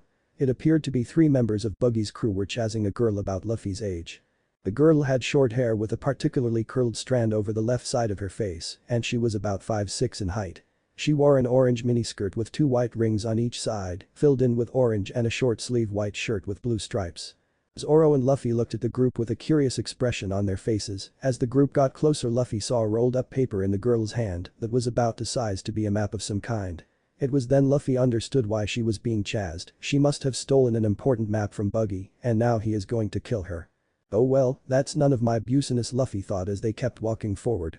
When the group got even closer, Luffy noticed the evil smirk on the girl's face as she looked at him and Zoro and couldn't stop himself from sighing. This girl is going to involve us, isn't she? Luffy asked himself. The moment Luffy finished his thought, the girl stopped in front of him and spoke in a relieved tone. Oh hey, boss.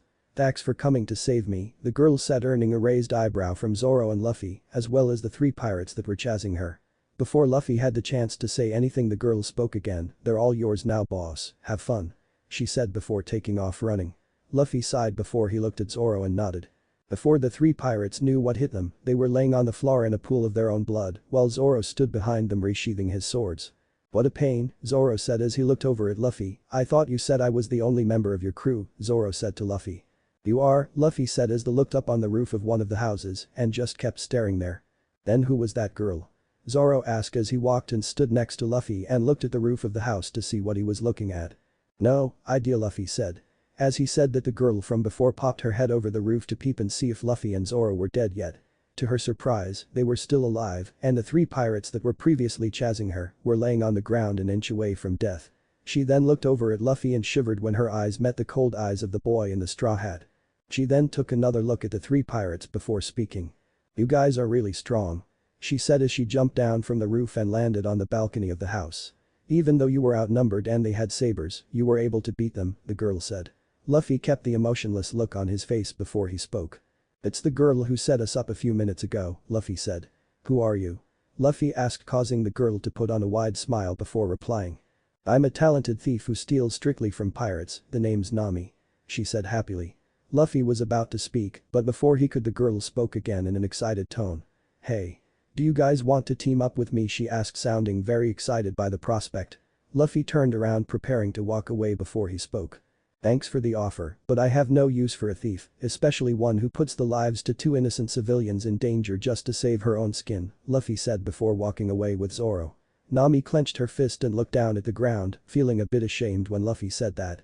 She then looked up to see Luffy and Zoro walking away. These were two really strong guys who could really help her in achieving her goal, and she was not about to let an opportunity like this go to waste just because they saw a part of her that really wasn't her. She jumped off the balcony and yelled at them while running to catch up with them. "Wait. Hold on. I'm not like that," she yelled while running towards them. "At least think about my offer for a bit before you reject it," she said as she finally caught up to them.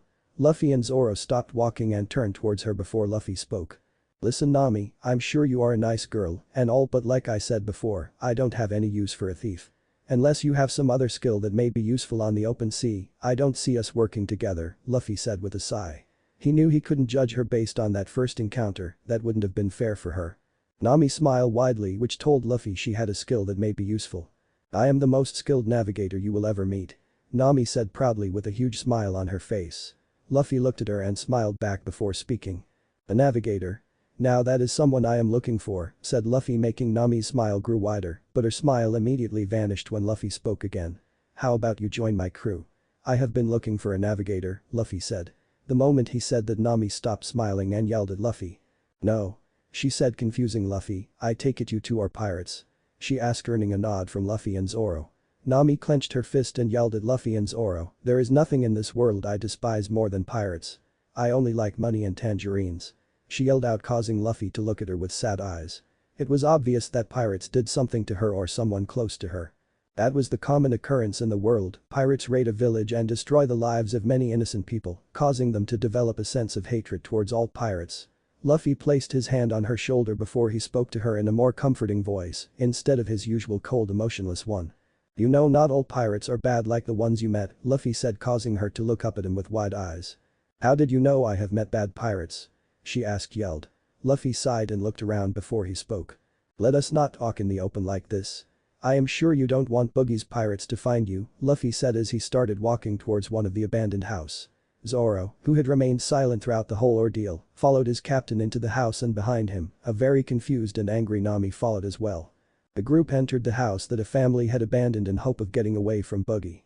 There were pictures on the wall of the family of four, along with a well-stocked liquor cabinet to which Luffy decided to examine. While examining the cabinet, Luffy's eyes were as wide as dinner plates, Zoro noticed and decided to check on his captain.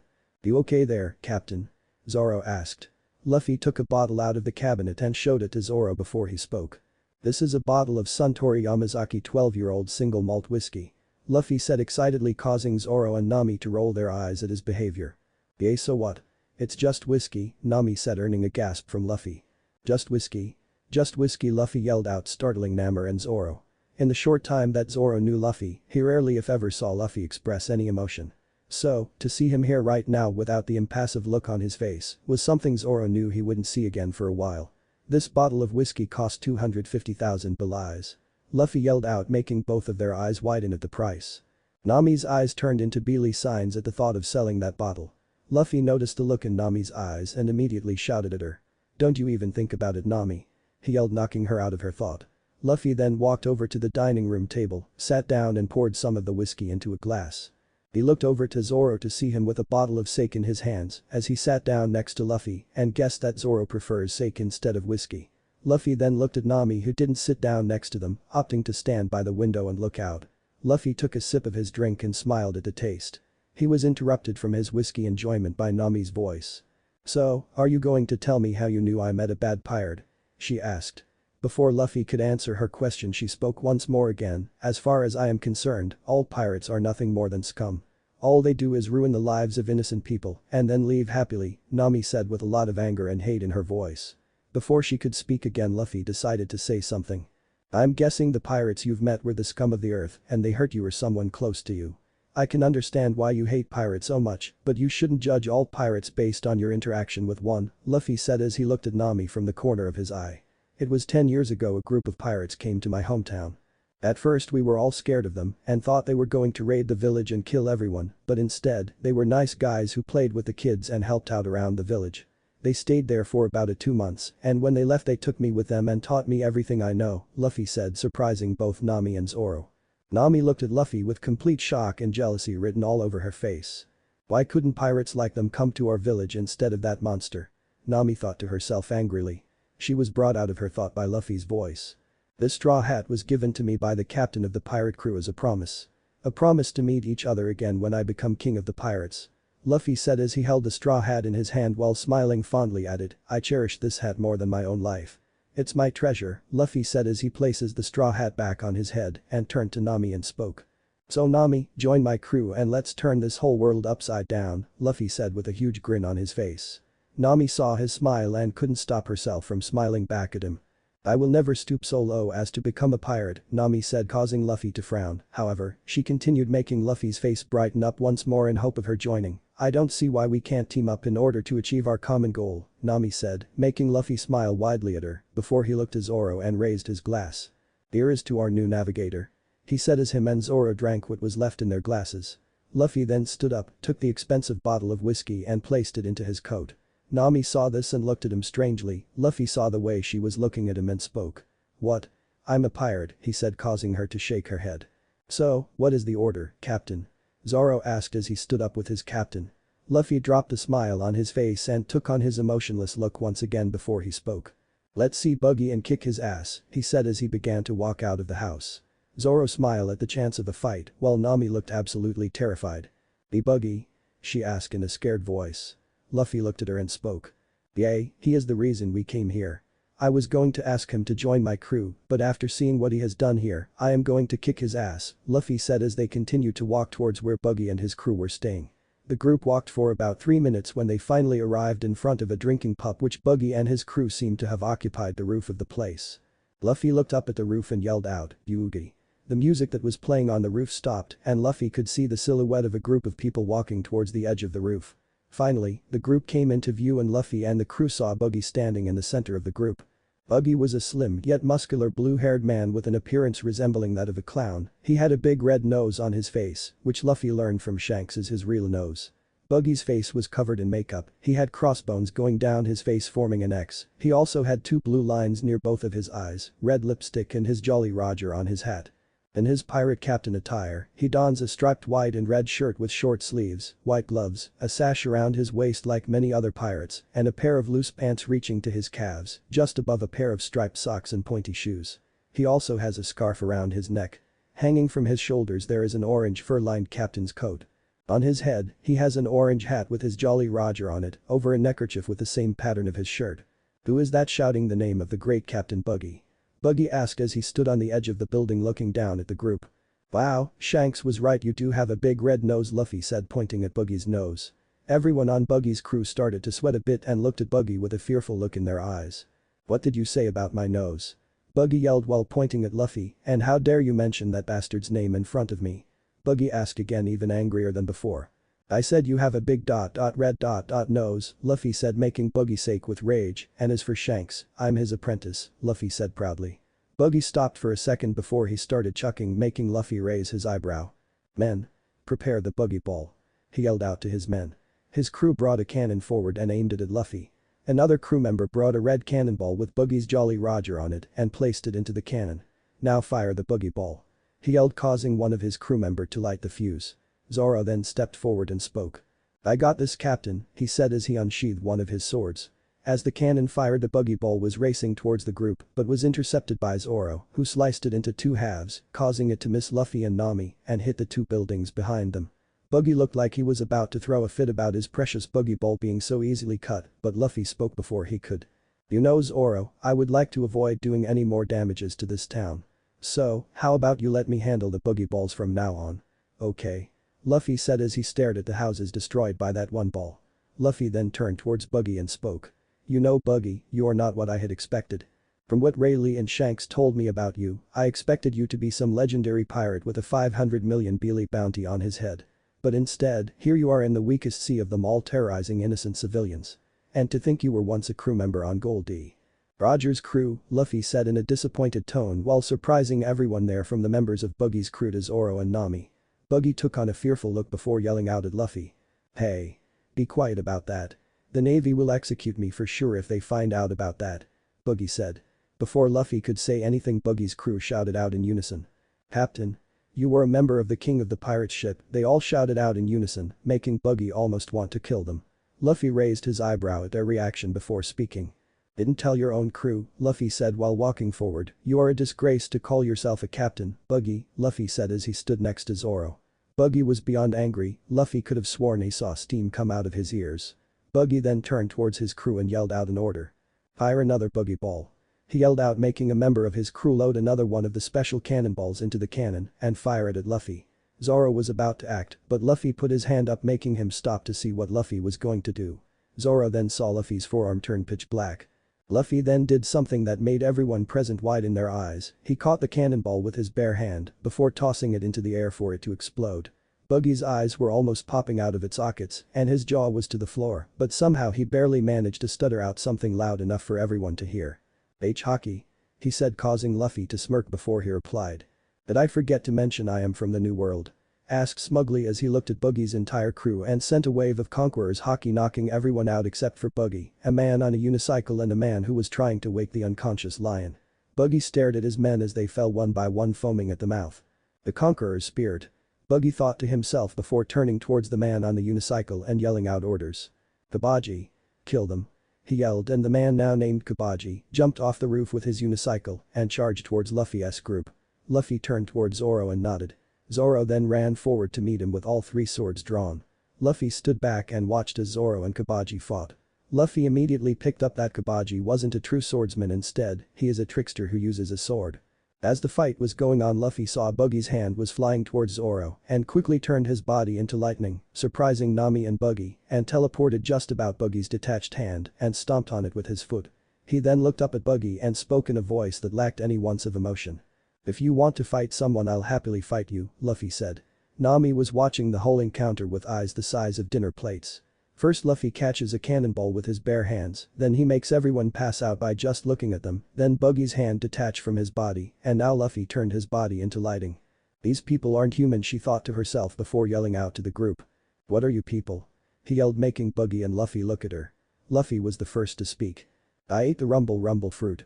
So, I'm a lightning man, Luffy said, surprising both Buggy and her. Buggy then cleared his throat and spoke. I ate the chop fruit. I'm a chop man. Buggy said proudly. Nami never thought devil fruits were real, she always thought they were just stories that the pirates told. Luffy seeing Nami's stressed out look and decided to have her think about something else. Hey, Nami, Luffy said, getting her attention, why don't you handle the guy trying to wake up his lion? Seeing as how badly he wants that lion to wake up, tell me the lion probably does more of the fighting than him, so it should be easy. Plus he is not paying attention, so sneak up on him or something, Luffy said, knocking her out of her worrying only to have her yell at him. And why should I do that? She said. Luffy smiled at her before speaking. Because, if you do, I will let you keep all the treasure we take from Buggy, Luffy said, making Nami's eyes turn into the Beely sign before running off to the guy with the lion. Luffy then looked over at Zoro to see he had already beat his opponent and was now sitting against one of the buildings watching Luffy and Buggy. Help her if she needs it, he said, earning a nod from Zoro. Luffy then turned towards Buggy and unsheathed his sword, allowing Zoro to see it for the first time. It was a pitch black katana with a thin line of sliver, showing the sharpness of the blade. The katana looked like it could cut through gold like a hot knife through butter. Buggy saw the katana and smirked. The fool, didn't he hear me say I am a chop man? Swords don't work on me, he thought as he watched Luffy raise his foot, releasing his hand from under it before he turned his body into lighting and appeared in front of Buggy with his sword in the air. Instead of dodging the attack, Buggy stood there unmoving. Luffy noticed this and changed his swing to only nick Buggy's cheek. When Buggy felt blood running down his face, he immediately felt it, making sure he was cut and not just feeling things. He then looked at Luffy with a fearful look and spoke. How? He asked. Luffy smiled and spoke. Because I am a lightning man, I control lighting. There isn't a metal out there that can withstand my lightning and not melt. Well, there is only two, Luffy said, surprising Buggy and Zoro. Gold, which my sword is obviously not made from, and Luffy then took on a smirk on his face before continuing. See prism stone, Luffy said, making Buggy's eyes widen. Luffy then touched the tip of the sword to Buggy's chest, causing him to drop to the ground, feeling as though all the energy in his body just left him. Luffy then channeled his lighting through his sword, causing it to light up with electric blue sparks before he spoke. "Bind," he said, causing 3 bolts of lighting to sprout from the tip of his sword and wrap itself around Buggy, holding him in place. He then walked over to Koby and did the same thing to him and the man who Nami fought. Luffy then looked over to Buggy, who was struggling to get free of the binds, and spoke. "Don't try," he said, getting Buggy's attention. "Those lighting are infused with Haki, effectively neutralizing your devil fruit power," Luffy said, making Buggy's eyes widen in shock. He was about to scream, but Luffy spoke before he could. "You see, I have an ability that other Logia users don't. I can infuse Haki into my element without having it being connected to me," Luffy said, confusing Buggy. Luffy saw the confusion and decided to elaborate. For example, Navy Admiral Aokiji is an ice Logia user and he can infuse Haki into his ice, but he has to be touching his ice to do that, and the second he lets go of the ice, the Haki is gone from the ice as well. Me, on the other hand, when I let go of my lighting, my Haki is still there, Luffy said, surprising everyone there. Luffy then turned to his crew and spoke. "We are going to cash in their bounty, then head to Gecko Island," Luffy said, earning a raised eyebrow from Zoro. "Why are W going there?" he asked. Luffy smiled and spoke. "To pick up our sniper," he said. Luffy, Zoro, and Nami are currently traveling on Luffy's Thunder Cloud towards Gecko Islands after cashing in the bounty on Buggy and his crew. Luffy had then split up the bounty between the 3 of them, with Zoro getting 8 million for defeating Koby, Nami getting another 8 million for defeating a man who Luffy learned was Moji the Beast Tamer, and Luffy got 15 million for defeating Buggy. Luffy had allowed Nami to keep half of the treasure she had found on Buggy's ship, while Luffy made her leave the other half behind for the townspeople. The group was about 2 miles off the northern shore of the island and were traveling at about 40 miles per hour. Soon as the island came into view, Zoro turned towards Luffy, who was sitting on his throne, and spoke. "So remind me again, why are we going to this island?" Zoro said, getting both Nami and Luffy's attention. Luffy looked at him and sighed before replying. "Like I told you earlier, we are going to the island to hopefully pick up a sniper," Luffy said. Nami then looked at him with a raised eyebrow before she spoke. "Hopefully?" she asked. Luffy then nodded his head before speaking. "I don't know if he is going to want to join. Hell, I am just hoping he is a sniper like his dad and want to be a pirate," Luffy said before he pulled out a glass and poured some whiskey in it and took a sip before he began to speak again. "And we are going to try to get a ship on that island as well," Luffy said, causing Zoro to nod his head and trusting his captain, while Nami took on a disappointed look on her face. She then looked at Luffy and spoke. "Why we need a ship?" she asked. She ran her hands on the surface of the cloud. "I mean, this cloud is way better," she said. Luffy looked at her with an impassive look on his face before he spoke in a monotone voice. "You may feel it is way better because you aren't the one who is keeping it together and flying it," Luffy said. Nami didn't say anything else, she just turned and faced forward. After traveling for a few more minutes before they arrived on the shores of Gecko Island. As they stepped onto the shore, Luffy sensed 4 individuals hiding on the cliff above them. "Be careful, we are being watched," he said, getting their attention. Zoro placed his hand on his swords, while Nami placed her hand to her side, getting ready to pull out the staff she had folded and strapped to the inside of her thigh. Suddenly Luffy sensed an incoming attack and immediately pushed Nami and Zoro out of way, allowing the attack to simply pass right through him. Luffy then looked up to see a teenager standing at the top of the slope with his arms crossed. "I am Usopp, leader of the invincible nation of pirates who rule over this island. You stand before a living legend, the most revered pirate who ever lived. I am the great Captain Usopp," the teenage boy said, causing Zoro and Nami to sweat drop at his introduction, while Luffy smiled at his antics. Usopp was a slim tan-skinned teenager with medium-length black woolly hair, prominent lips, and a long nose. He wore an olive green plaid bandana, a blue and white striped armband on his left arm, brown overalls with a white sash and no shirt underneath. He also carried with him a yellow satchel. "If you dare try to attack this island, my arm of 8 million super pirates will squash you like bugs," Usopp said. As he said that, a bunch of pirate flags tied to sticks began to rise from the bushes on the cliff surrounding the shore. Luffy raised an eyebrow at this before he spoke. "Don't you mean 3 little kids?" Luffy asked. The moment Luffy asked the question, Usopp began to shake in his boots with sweat pouring down his face. From the bushes that the pirate flags were raised from, 3 little kids ran out screaming. Usopp turned to the running away kids and screamed. "Hey! Where are you going?" he yelled. Luffy couldn't stop himself from chuckling. "Some crew you got there, Captain Usopp," Luffy said mockingly. At the corner of his eye, he saw Nami bent down and picked something up before she spoke. The pirate using a slingshot, huh? Now I have seen it all, she said. Usopp got angry when she made fun of him using a slingshot. He reached into his pouch and pulled out a green slingshot before aiming it at Luffy. Shut your mouth, or I'll shut it for you. I am a proud man and I won't stand for it. This is your last warning or you'll get to see why they call me Proud Usopp and not Pushover Usopp, he said as he pulled back on the slingshot and aimed at Luffy's head. You've already seen just how good I am with this thing. So, you know I can rival anyone carrying a pistol, he said. Luffy looked at him while placing his hand on his hat and tilting his head down a bit, causing the hat to cast a shadow over his eyes, before he spoke in a chilling tone. Now that you've drawn your pistol, are you willing to use it? Luffy asked, causing Usopp to sweat a bit. Guns aren't for threats, they're for actions. Are you willing to risk your life for it? Because Luffy paused before pulling out his own pistol and aiming it at Usopp before continuing, I sure as hell am, he finished, causing Usopp to shake in his boots. However, even though he was absolutely terrified, he did not drop his slingshot, he kept it aimed at Luffy. Luffy smirked before sending a small amount of lightning into the gun so he wouldn't kill Usopp and pulled the trigger. Faster than anyone could track, a bolt of lightning left the gun and traveled through the air before flying straight through Usopp's slingshot and collided with the pellet he had loaded in there, effectively destroying it. Everyone could only stare at the crumbling pellet with their jaw on the floor. Usopp dropped to his knee and looked at Luffy in awe. Luffy chuckled before he spoke once more. Nice shot, huh? He asked, making Usopp nod dumbly. Yay, your dad taught me how to do that, he said, making Usopp's eyes go wide before he tumbled down the cliff, causing Luffy and everyone else to sweat drop. You know my dad?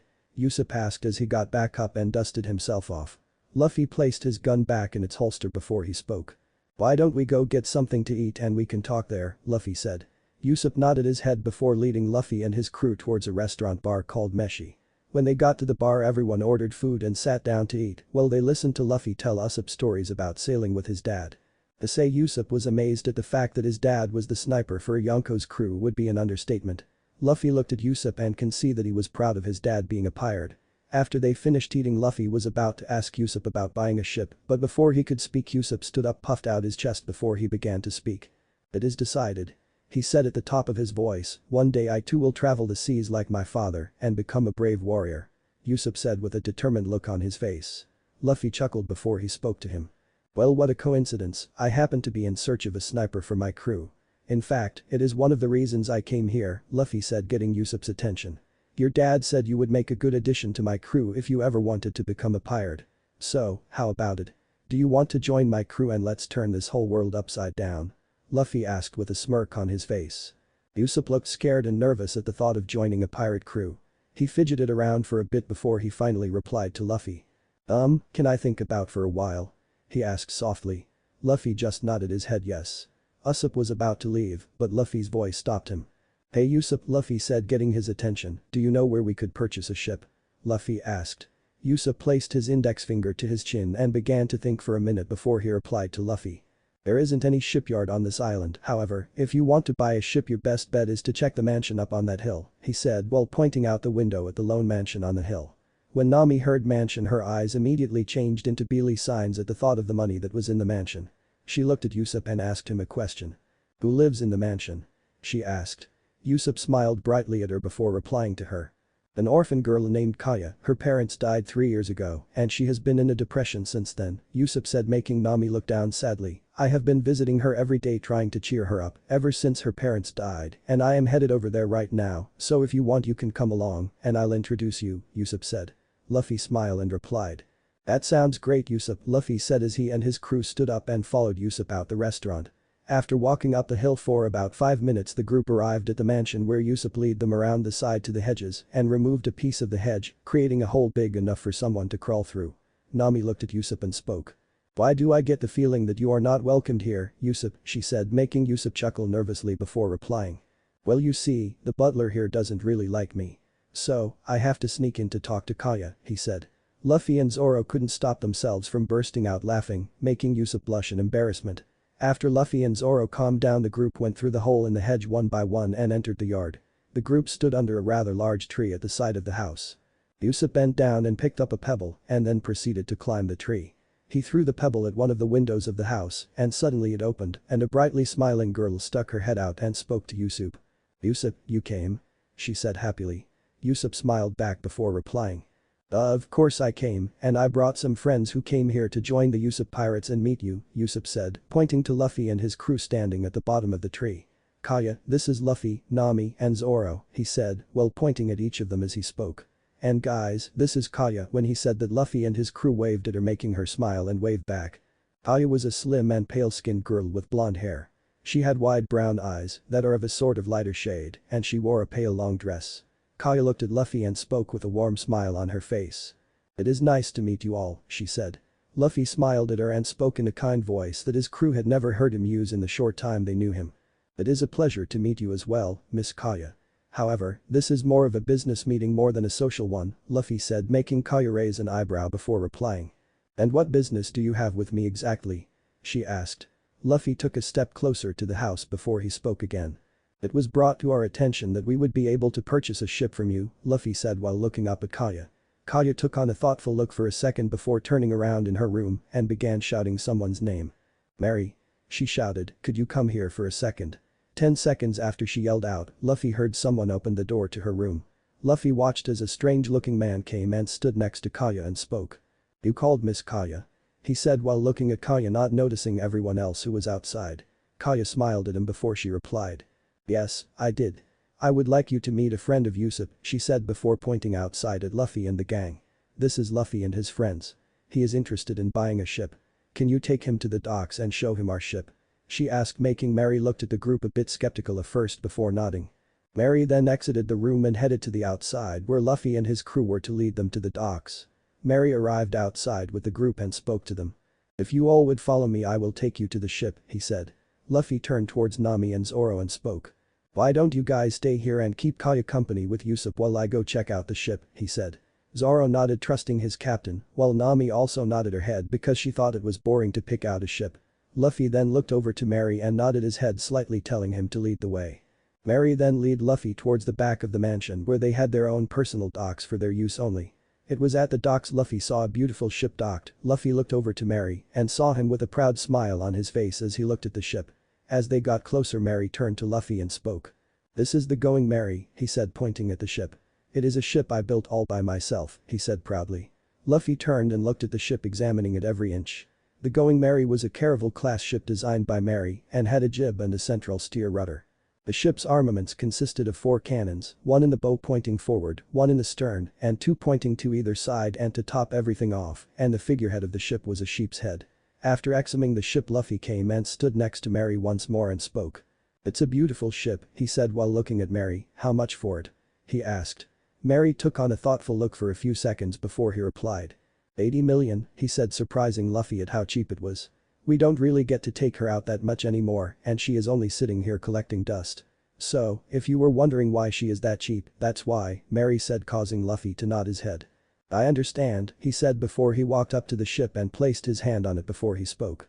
"However, I plan on going into the Grand Line, and a ship like this won't survive the Grand Line as it is right now," Luffy said, making Mary nod his head in an understanding way. Mary was about to speak, but Luffy spoke before he got a chance to. "I will pay 100 million for the ship if you can make a few upgrades to it," Luffy said, surprising Mary. "And what sort of upgrades do you have in mind?" Mary asked. Luffy looked over at him and spoke. "I noticed that the ship doesn't have a captain's quarters. I would like one to be added in," Luffy said, to which Mary nodded his head. "Also, the current cannons on the ship are of an older model. I would like for them to be replaced with new models. I would also like for the rudder to be replaced. Currently, as it is, would snap against a strong current," Luffy said. Mary made note of everything he asked for before he spoke. "I will also check the wood on the ship to see if any needs replacing. This won't make her survive the Grand Line, however, it should extend her lifespan a bit longer, allowing you to find a stronger ship," Mary said. Luffy nodded his head before he spoke again. "And how long will all these upgrades take?" he asked. Mary brought his finger to his chin and thought for a moment before he replied. "About 2 weeks or so. I will have the builders start on it right away," he said, making Luffy smile at him before he replied. "I would really appreciate that, thank you," Luffy said before the two of them made their way back to the mansion to meet up with the rest of the crew. As the crew came into view, Luffy and Mary saw that some sort of commotion was going on between Usopp and a rather well-dressed man who Luffy take to be the butler that didn't like Usopp. Luffy looked at Mary as they were walking there and spoke in an amused voice. "I take it that is the butler that Usopp said didn't like him?" he asked, causing Mary to chuckle before replying. "Yes, that is Clahater," he said.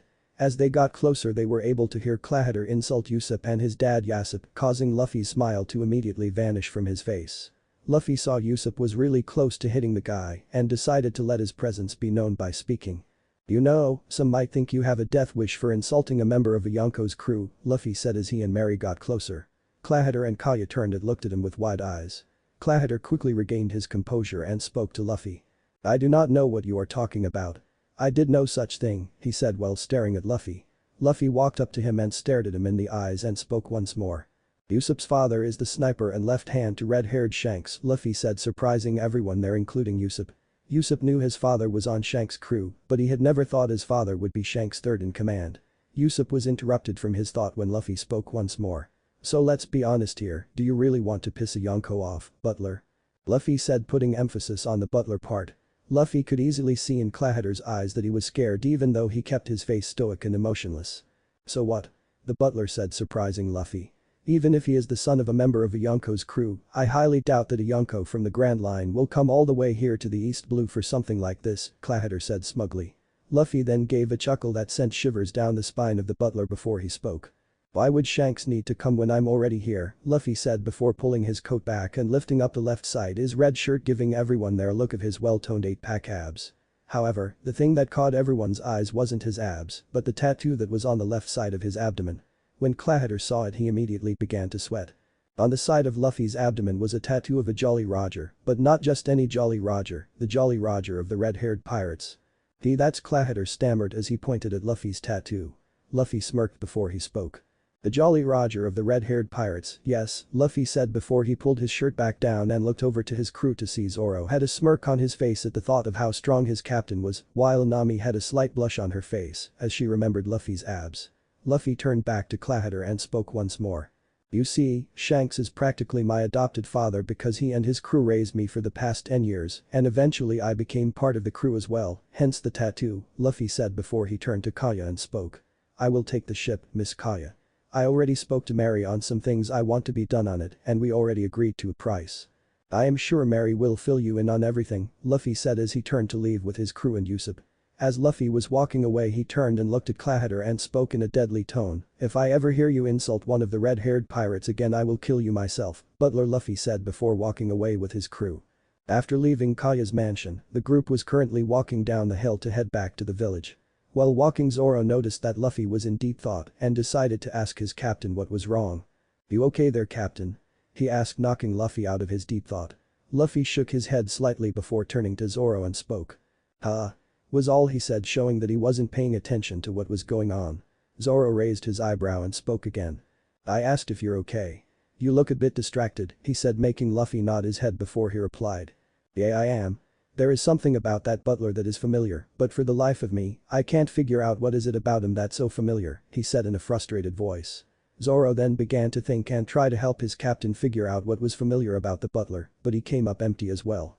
Nami, who was looking at the two of them, sighed and spoke to them. "Maybe you are thinking too much into it," she said, getting their attention. "Why don't we check into one of the local inns and get some rest? Maybe that will help you figure it out," she said, making Luffy nod his head in agreement.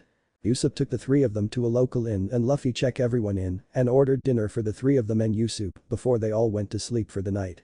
"Maybe a good night's rest will help me figure out why he is so familiar," Luffy thought before he closed his eyes and fell asleep. After a good night's rest, Luffy was the first one up at around 5 AM and decided to go for a stroll through the village. Luffy walked for a while before ending up on one of the cliffs surrounding the southern shores of the island. He spotted a nice tree and sat down at the base of the tree and stared up at the sky while enjoying the peace and quiet. Luffy's peace and quiet was interrupted by two voices coming down on the shores of the beach. Wanting to see who it is, he got up on all fours and crawled to the edge carefully to make sure he wasn't seen or heard by whoever was down there. When Luffy reached the edge, he peeked over to see who it was, only to see Clahater talking to a strangely dressed man. "Is everything set, Django?" Clahater asked the man. Django took a seat on one of the nearby rocks before he replied to Clahater.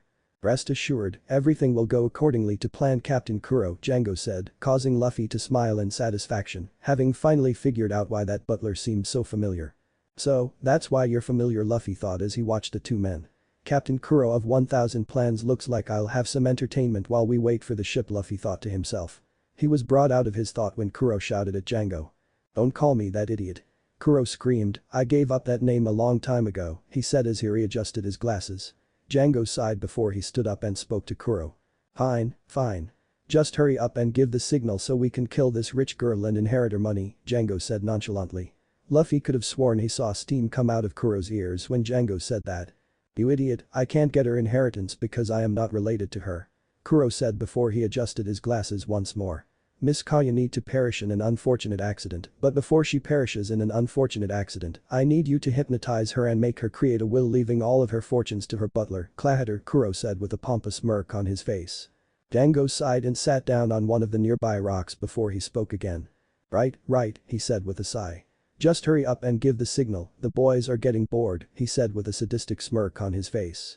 Kuro looked at him for a while before he spoke again.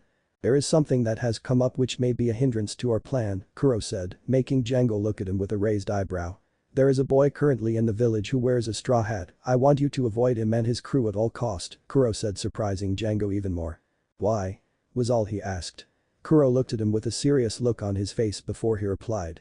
"He has ties to one of the 4 emperors," Kuro said, making Django's eyes widen. "I doubt he will get involved after all, he is a pirate. However, if he does I will deal with him," Kuro said before he turned to leave. Django stood up and turned to leave as well, but spoke one last time before he left. "Right, I'll have the boys on the north shore at daybreak to storm the village," he said before he walked off. Kuro didn't reply to what he said, he simply walked off as well. Luffy got up from his position on the ground and started to head back to the village to tell the crew about what he had heard. After walking for a few minutes, he arrived at the inn and saw that everyone was up and Usopp was there already. Luffy then proceeded to tell them what he had heard, making Usopp dash out of the inn to warn Kaya. Luffy looked at him and shook his head before speaking to the rest of the crew. "Well, he is about to get his heart broken," Luffy said before he took out a glass and poured himself some whiskey. Nami looked confused at what he meant. "What do you mean?" she asked with a confused look all over her face. Luffy took a sip of his whiskey before he answered her. "Usopp is famous around the village for being a liar. He is about to go tell Kaya the man who her parents left in charge of taking care of her is a pirate," Luffy said before he took another sip of his drink and spoke again. "Would you believe him if you were Kaya?" he asked. Nami looked thoughtful for a moment before she shook her head saying no. Zoro took a seat opposite his captain and spoke in a serious voice. "So, what are you going to do, Captain?" Zoro asked. Luffy downed his drink before he answered in a cold and deadly voice that sent chills down the spine of both his crewmates. "I owe a debt of gratitude to Shanks and his crew that I can never repay. So, I'll be damned if I let a small-time pirate from the East Blue run amok on the island that Yasopp's wife is buried," Luffy said, causing Zoro to smirk while Nami had fear written all over her face. The crew had spent the rest of the day planning with Usopp, who had returned heartbroken as Luffy had predicted. The day had arrived and the entire crew got up around an hour before daybreak and headed to the north shore to wait for the pirates. The group stood in a line across to the top of the slope leading up from the shore. Luffy stood there looking bored while Nami and Usopp looked scared and Zoro looked excited. Finally, the Black Cat pirate ship docked on the shore and a large group of pirates came off the ship and started running towards the village, but stopped when they saw Luffy and his crew standing at the top of the slope. One of the pirates turned to a man who Luffy recognized to be Django and spoke. "Captain, there is a bunch of kids here," he said, causing Django to look up the slope. He looked at everyone at the top of the slope and when his eyes landed on Luffy's straw hat, he immediately grew pale and started sweating. He pointed to Luffy and spoke with a stutter. "That be boy?" he said, making everyone look at Luffy. "Captain Kuro said we should avoid facing him, but if we don't get by him, we will have to deal with Captain Kuro himself," he said in a scared voice before he cleared his throat and screamed out an order to his men, kill them before the captain gets angry," he yelled, causing all of the pirates to charge at the group. Luffy looked at Zoro and nodded, causing him unsheathed his swords and charge at the group. Zoro started cutting down pirates left, right and center. Usopp looked at Zoro with stars in his eyes while whispering something about being so cool. Django saw his men were dropping like flies and turned to his ship and screamed out. "Sham. Gucci. Get out here now," he screamed and 2 other pirates came out of the ship.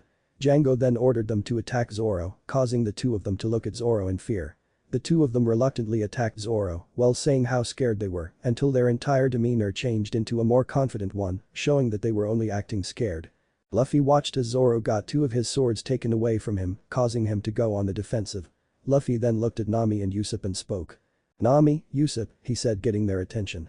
"Go get Zoro back his swords or else he won't win," he said, making them look at him in fear. Nami was about to protest, but the look she got from Luffy caused her to swallow her words. Luffy watched as Nami and Usopp ran down the hill towards Zoro's swords laying on the ground.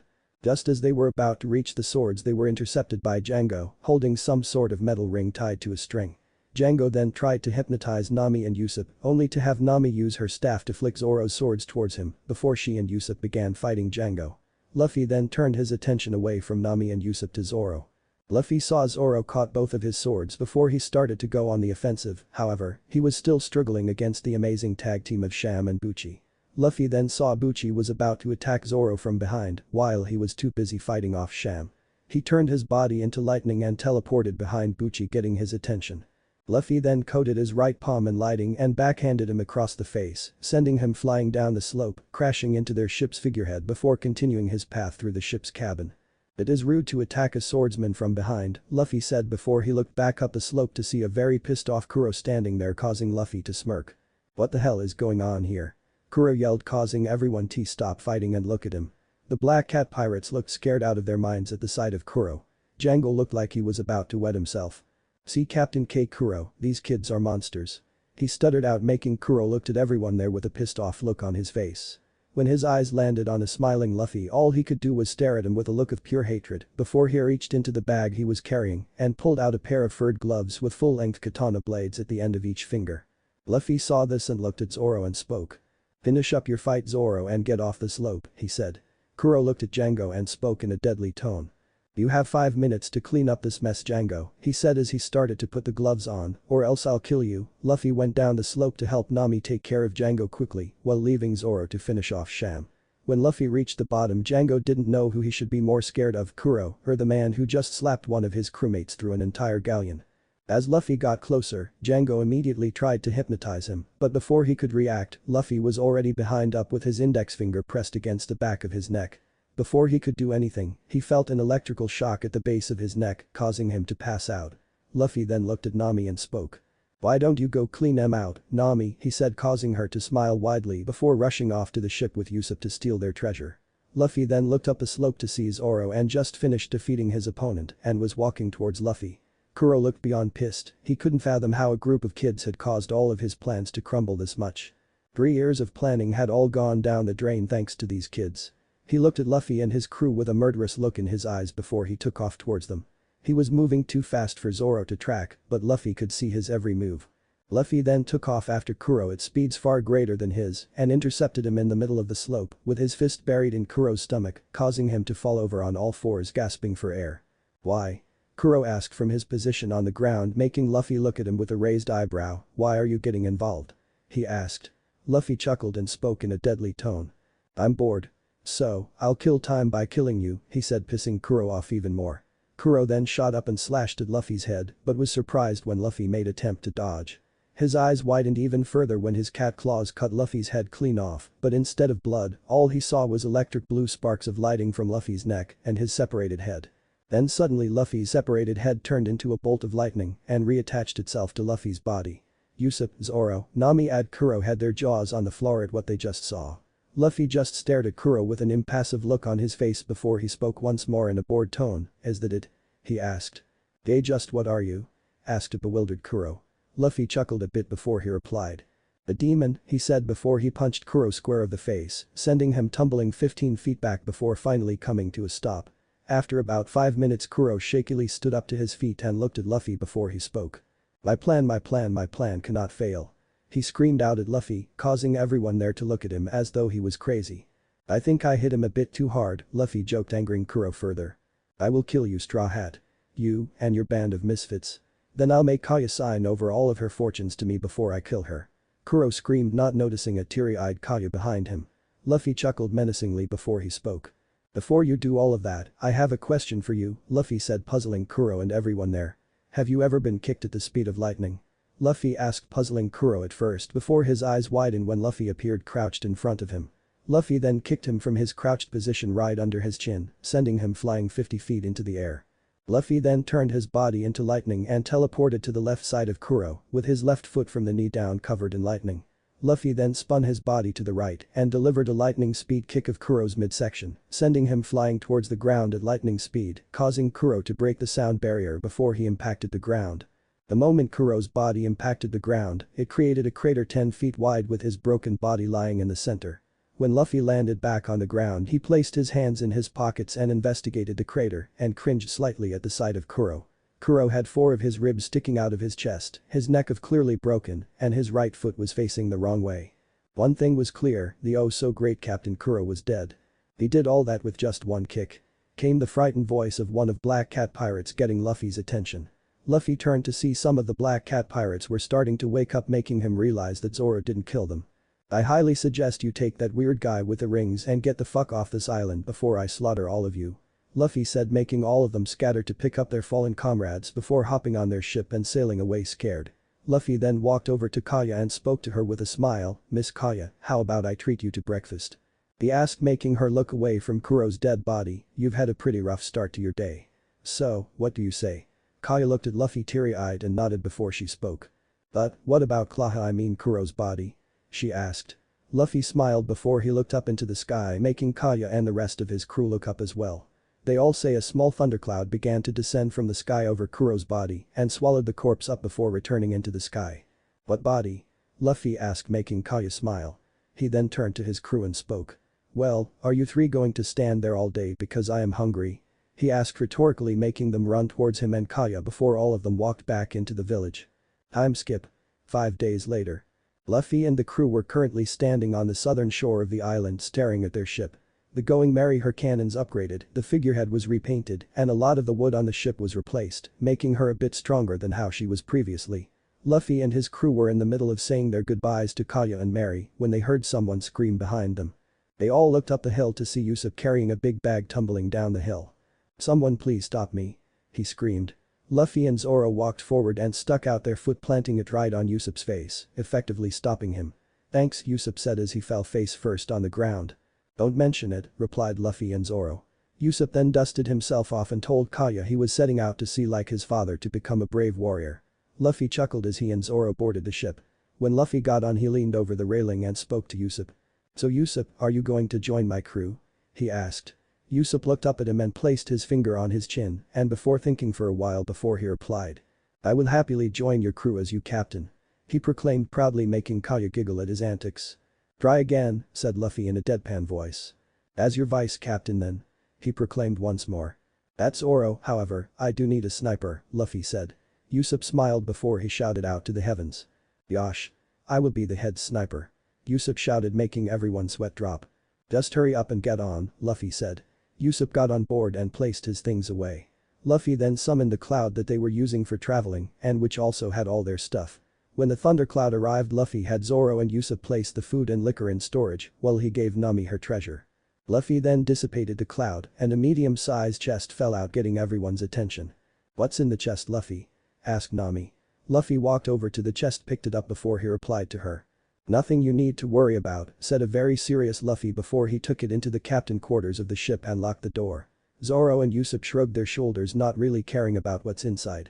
Nami, however, stared at the closed door of Luffy's quarters, what a determined look on her face. "Whatever is inside that chest must be very valuable. I will have it," she thought. Luffy and his crew were currently sailing on the Going Merry towards a floating restaurant that Luffy had heard of. It is rumored to have fighting chefs, and in Luffy's mind, that is exactly what he needed. Luffy was currently sitting at the back of the ship on a throne he had made from a thundercloud. He was sitting there with a glass of whiskey in his head, watching all his crew members do their own thing. Zoro was training, Usopp was standing not too far from Luffy getting the cannons ready for a test, and Nami was laying on a lawn chair behind Luffy reading a book on navigation. Luffy looked up on the main mast of the ship and smiled at the sight of his pirate flag with the Jolly Roger he created flying proudly. His Jolly Roger was a Japanese Hanyu skull wearing a straw hat with 2 lightning bolts, replacing the usual crossbones. Luffy had made Usopp paint a larger version of the Jolly Roger on the sails of the ship, striking fear in the hearts of his enemies from a distance. Luffy then turned towards Usopp and spoke. "Hey Usopp," he said, getting Usopp's attention. "Is it ready?" he asked. Usopp gave a wide smile before he replied. "Yes, it is all set," Usopp said before he made some ridiculous pose and began speaking again. "Just give me a target and I will show you what the great Captain Usopp can do," he said proudly, causing Luffy to sigh and take a sip of his whiskey before he replied. Luffy looked out into the distance and saw a giant rock off the starboard side of the ship. "Look over there," Luffy said while pointing at the giant rock. I want you to hit that rock, he said. Usopp looks in the rock and began to aim the cannon. Luffy could see he was sweating a bit but didn't say anything. Usopp took aim and fired the cannon. The cannonball sailed through the air before colliding with the rock, smashing it into pieces. Luffy smiled when he saw Usopp hit his target. He was a sniper just like his father. All Luffy needed to do was get him to stop acting like a coward. Good job Usopp, Luffy said, congratulating him. Usopp turned to Luffy and smiled and made another ridiculous pose before he spoke. You can expect only the best from the great Captain Usopp, he proclaimed proudly. Luffy shook his head before he looked over at Zoro and yelled out. Zoro. He called out, getting Zoro's attention. Could you come here for a second, he said before looking over at Nami and spoke again. You too Nami, he said, causing her to close her book and walk over to Luffy. When everyone arrived, Luffy stuck his hand into the cloud that he was sitting on and pulled out 3 bags that obviously had something in them. What's with the bags, Captain? Zoro asked. I think it is time to give all of you your share in Kuro's bounty, Luffy said, making Nami's eyes to turn into beely signs. Kuro's bounty was 16 million, and there is 4 of us. So, it is 4 million a person, Luffy said as he handed the bag to each of them. Usopp thanked Luffy, and so did Nami. However, after thanking him, she immediately began cuddling with the bag of money, causing the 3 guys to look at her funny. When Luffy handed the bag to Zoro, he took it before he spoke to Luffy. Could you hold on to it for now, Captain? He asked as he handed the money back to Luffy. Luffy nodded and took the money and placed it back into the cloud. Usopp then handed Luffy the money back and asked the same thing, to which Luffy agreed and then looked over to Nami to see if she wanted him to hold on to hers as well. Nami shook her head vigorously, saying no. Luffy just shrugged before he spoke in a serious voice once more. Just so we are clear, he said, getting all their attention. This is probably one of the few times I am going to be sharing a bounty with you, Luffy said, puzzling Nami and Usopp. What do you mean, Luffy? Nami asked. As I already told Zoro, the treasure we find and loot from other pirates and marines will be divided equally among the crew. However, any bounties we get from defeating someone with a bounty on their head is going to who defeated that person, Luffy said, earning a nod from Usopp and a pout from Nami, which he ignored. Luffy then stood up, causing the thundercloud to rise into the sky before he began walking towards the kitchen. I am hungry, let's eat, he said, causing his crew to follow behind him. Upon entering the kitchen, Luffy sat down at the table and refilled his glass before he turned towards Zoro and spoke. How much food do we have left? He asked. Zoro walked over to the fridge and looked inside before he replied. We have about 2 days worth of food left, he said. Luffy nodded his head before he turned towards Nami. How long till we reach the restaurant? He asked.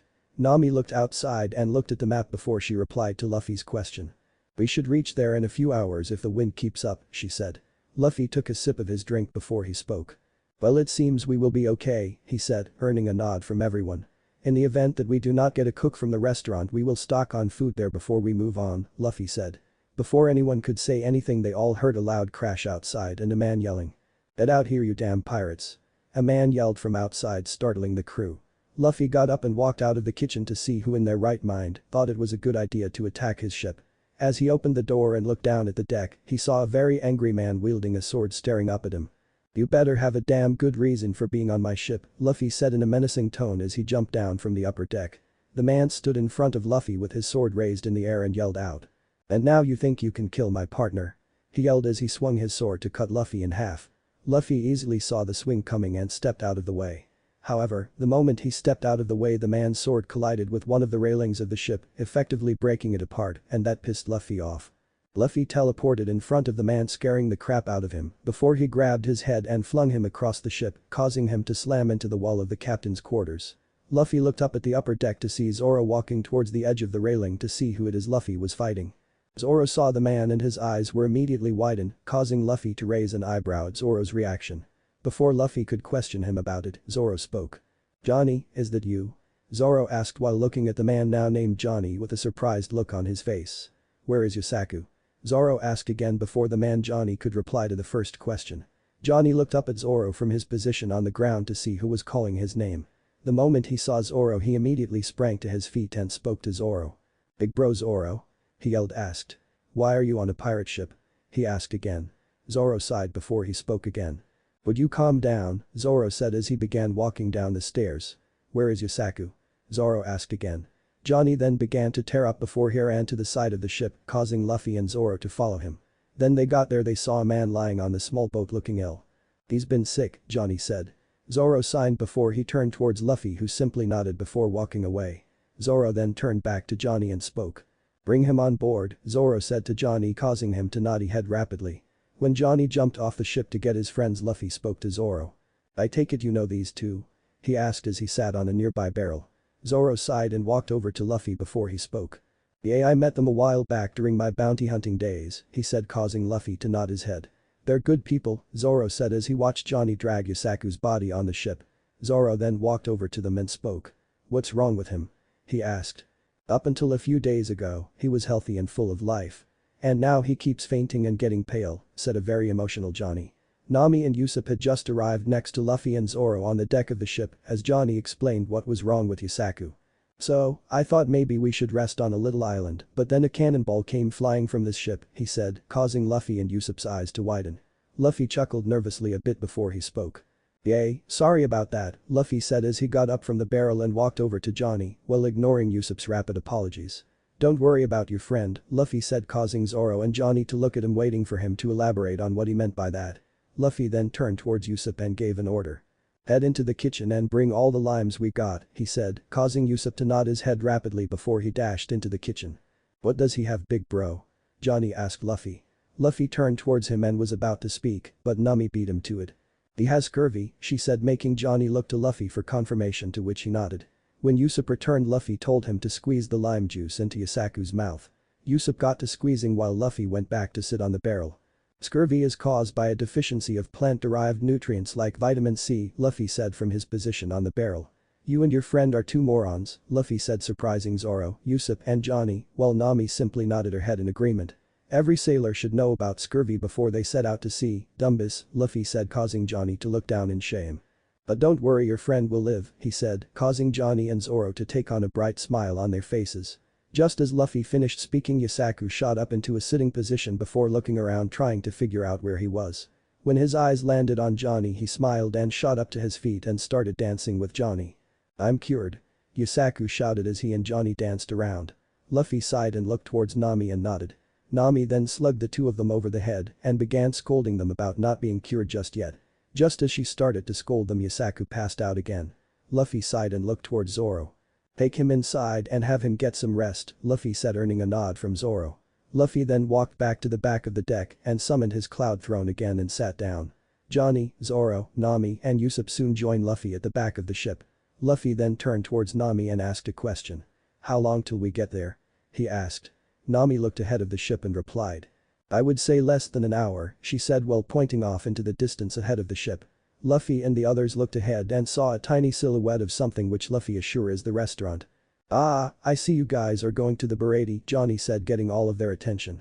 "You've been there?" asked Nami, to which Johnny nodded. "Yes, I have," he said. "The food is to die for. However, lately I've been hearing rumors about a certain hawk-eyed man showing up there," he said while looking at Zoro. The moment Luffy and Zoro heard what he said, both smiled a bit. However, Luffy's smile was less noticeable compared to Zoro's. When the ship was about 50 feet away from the restaurant, Luffy and the crew was startled by a loud horn and the sound of bells ringing coming off of the starboard side of the ship. Everyone looked over to see a marine ship coming up beside them, causing all of their eyes to widen at the fact that the marines snuck up on them so easily. Luffy got up from his throne and walked down towards the main deck of the ship before he jumped up on one of the rails and stood there staring at the marines with Zoro by his side. "I have never seen that pirate flag before," a pink-haired marine said as he walked over to the edge of the marine ship. "I am Iron Fist Fullbody, but you can just call me sir," said the marine as he stared at Luffy. Luffy could tell he was one of those marines who were too cocky for their own good. "I don't recall ever asking who you were, marine," Luffy said in an emotionless tone. Fullbody was clearly pissed off by Luffy's comment, so he clenched his fist and slammed it on one of the rails of the marine ship before he yelled at Luffy. "Just who do you think you are, punk?" yelled Fullbody. "Me?" Luffy asked while pointing at himself. "I am Monkey D. Luffy, the captain of this ship," he said. "Why is it that I don't recognize your flag?" asked Fullbody. Luffy looked at him like he was an idiot before he replied. "Well, maybe because it is only a day old," Luffy said. As Luffy said that, he noticed Fullbody's face took on a cocky smirk before he began to chuckle. "Is it?" he asked in a condescending tone. Fullbody was about to speak again, but something caught his eye. He looked over towards the main cabin of Luffy's ship to see two men hiding there. Luffy looked over to see what Fullbody was looking at and saw Johnny and Yusaku peeking out of the door. "You two," he said while looking at Johnny and Yusaku. "You're that bounty hunting duo that goes after the small fish," Fullbody said mockingly. A beautiful woman in a red dress then walked out from behind Fullbody and spoke to him. "Come on babe, let's go," she said as she latched onto Fullbody's arm. Fullbody looked at her and nodded before he turned his back to Luffy and the crew and began walking away. As he was walking away, Johnny jumped out and pulled out a large stack of wanted posters and threw it in the air and screamed. "Do you think small-time bounty hunters will go after these guys?" he yelled as the wanted posters scatter all over the ship. Fullbody paid no attention to him. Instead, he looked to his marines and gave out an order before leaving the ship. "They're nice or sink 'em," he said before leaving. As he said that, the marines aimed one of their cannons right at Luffy, causing him to narrow his eyes. "They're pointing a cannon right at us," Usopp screamed. Luffy held up his hand, silencing Usopp before he spoke.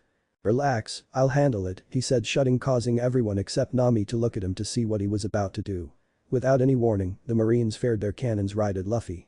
Luffy just stood there and stared at the incoming cannonball before he stuck out his right hand and caught the cannonball, causing all of the marines, Usopp, Johnny, and Yusaku's eyes to widen. "Now, that wasn't ever nice," Luffy said in a tone that made the marines wanted to shit themselves. Luffy then pulled his arm back and sent some lightning into the cannonball, causing blue spack of sliding to be seen around the black ball. He then threw the cannonball at lightning speed towards the marine ship's main mast. The cannonball then collided with the main mast and exploded, destroying the mast and a large chunk of the deck, while also sending a group of marines flying back. Johnny and Yusaku stared at the scene with their jaws wide open. They had never seen anything like this before. They had heard stories of people with devil fruits and the things they can do, but they never actually saw someone with one. Fullbody, who was already on a small dinghy with a woman in the red dress and two marines, quickly ordered the two marines to turn the dinghy back around after they heard the explosion on their ship. Luffy hopped off the railing and turned to face his crew. He was about to speak, but Johnny spoke before he even had a chance. "Wow, big bro Luffy," he said as Yusaku stared at Luffy. "You took out that Navy ship with just one move," he said, causing Luffy to turn and look at the burning marine ship and spoke.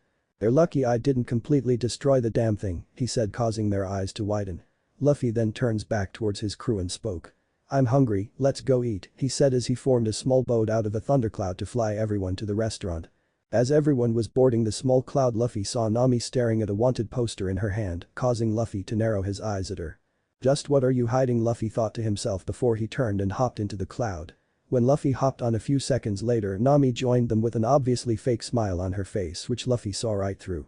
Luffy leaned over to Zoro, who was sitting next to him, and whispered in his ear. "Keep an eye on Nami for me," he said, causing Zoro to look at him weirdly before nodding and narrowing his eyes at the back of Nami's head. When the crew reached the door of the restaurant, they hopped off the cloud and Luffy shoved the two large doors open. When the doors opened, everyone in the restaurant stopped what they were doing and turned to look at Luffy and his crew. It was obvious that they were pirates, and it was even more obvious who their captain was based on how Luffy was dressed. Luffy noticed a few women in the restaurant was looking at him with small blushes on their faces. Luffy saw a man walking up to them holding a silver platter. He was an average-sized, muscular man with a lot of hair on his arms and legs, wearing a navy blue short-sleeved shirt with yellow buttons on both sides and light blue on the end of the sleeves. He had on knee-length shorts that are the same color as his shirt, along with brown shoes. He also wore a white apron, a pink casket, an earring in his right ear, and a white rope tied around his head. "Hello and welcome to the Barati," he said with a smile on his face, which Luffy clearly saw was fake. "May I ask how you will be paying for your meal?" he asked, causing Luffy to chuckle before he replied. "With money, of course," he replied, causing Paddy's fake smile to be replaced with a real one before he spoke again. "Well then, allow me to show you to your table," he said before leading Luffy and the crew towards an empty table. "Your waiter will be with you in a moment to take your order," he said as he handed out the menus. Luffy nodded his head in acknowledgement before looking through the menu. 5 minutes later, a blonde-haired man wearing a black suit came over to the table and spoke. "Hello, my name is Sanji. I am the South chef here but will be acting as your waiter for today," he said with a cigarette in his mouth. Luffy and the crew were currently sitting down at one of the tables in the Barati enjoying the meal they had ordered. Luffy ordered a bottle of whiskey with a large platter of meat, Nami ordered a glass of wine to go with a salad, Usopp ordered a medium seafood platter with a bottle of Coke, while Zoro, Johnny, and Yusaku ordered a large meat platter and 2 bottles of sake.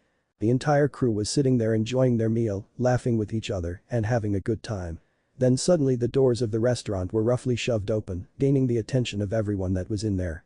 Everyone looked at the door to see a very pissed off Fullbody standing there breathing heavily while giving Luffy the death stare. Luffy just looked at him for a second before he went back to his meal. Fullbody saw this and it pissed him off even more. He stomped into the restaurant making a beeline straight towards Luffy. The people in the restaurant along with Luffy's crew began to get nervous while Zoro placed his hands on his swords, getting ready to fight for his captain. When Full Body reached Luffy, he stood on the right side of Luffy staring down at him as he was eating. "Just who do you think you are?" asked a very angry Full Body rather loudly for everyone in the restaurant to hear. Luffy didn't even bat his eyelashes at him, he just continued eating his food. "Because of you, my men are either dead or seriously wounded and my ship is in chaos," he yelled at Luffy. Luffy looked up from his food and looked at Full Body before H spoke in a bored tone. "Well, maybe you shouldn't have attacked me," Luffy said before going back to his meal. Full Body was now enraged by the way Luffy simply dismissed him, as though he was nobody. He was a Navy lieutenant from Navy HQ, this was completely acceptable. So, he raised his fist in the air and slammed it on the table, spilling everyone's drink except for Luffy's, because he picked his drink and his plate up when he sensed what Full Body was about to do. "Do you have any idea who I am?" shouted Full Body. Luffy sat his drink and plate back down before he answered him. "Are you a Navy admiral?" Luffy asked calmly, startling Full Body by the question. "Because if you're not one and you continue to annoy me," Luffy paused and looked up at Full Body with the cold emotionless eyes of someone who will kill you without hesitation before he spoke again. "You will surely die here today." When Luffy said that, Full Body unconsciously took a step back before he regained his senses and was about to speak, but before he could say anything the waiter that was in charge of serving Luffy's table came over and spoke. "Is there a problem over here, sir?" Sanji asked Luffy. Luffy looked up at Sanji and smiled before he replied. "Yes, there is," Luffy said before pointing his fork at Full Body. "This gentleman here is disturbing my meal," he said. Full Body looked at Sanji before he looked back at Luffy and yelled. "I don't care about your meal," he screamed as he picked up Luffy's plate off the table and began to examine it before he spoke again. "And this food looks disgusting," he stated before tossing the plate of food over his shoulder. Luffy was about to blast him right out of the restaurant with a bolt of lightning, but before he could, Sanji performed an amazing spinning heel kick that connected to Full Body's head and sent him flying across the restaurant. As Sanji began walking over towards a downed Full Body, Luffy turned to his crew and smiled before he spoke. "I think I found our cook," he said, causing Zoro to voice his complaints. "Why do we need that perverted cook?" he asked, yelled, causing Luffy to chuckle. "Don't worry about it, I am sure you two will get along great," Luffy said with an amused smile. Luffy then turned to see what Sanji was doing and saw him and Patty along with another chef who had a wooden leg, a really tall hat and an impressive mustache kicking Full Body towards the door. When Full Body reached the door and began to shakingly get up, one of his surviving marines came bursting in the door. "Lieutenant. Lieutenant Full Body," the marine yelled, getting everyone's attention. "We've got trouble. The prisoner has escaped, Pirate Krieg's henchmen attacked us and vanished," the marine said. Full Body's eyes went wide before he replied. "What? That is impossible. When we picked him up 3 days ago he was on the verge of starving to death and we haven't fed him anything, so where did he get the strength?" Full Body asked. Luffy looked around the restaurant and saw everyone was beginning to panic when they heard Krieg's name, which confused Luffy because he had never heard of a pirate named Krieg. Luffy then turned his attention back to Full Body and the marine to listen to what they were saying in order to get some information. "I'm sorry, Lieutenant, Bang. The sound of a gunshot rang out through the entire restaurant and the next thing everyone saw was the marine drop dead on the ground. Standing behind the now dead marine holding a smoking gun was a man in a grey tracksuit who looked like he was on the verge of death. The man walked into the restaurant and sat down at one of the vacant tables before he spoke. "I do not care what it is, just bring me something to eat," he said, causing Patty to walk over to him with a large fake smile on his face and spoke. "Hello and welcome, you damn crook," he said happily, causing the remaining guests to jump back in fear. "Might I be so bold to inquire how you will be paying for your meal?" Patty asked. The pirate looked up at him and pointed his gun right between Patty's eyes before he replied. "Would a bullet be enough?" he said. Patty's face lost its smile and took on a more angry look. "So, you don't have any money then?" Patty asked before he slammed his fist on top of the pirate's head, breaking the chair the pirate was sitting on and sending crashing in the ground.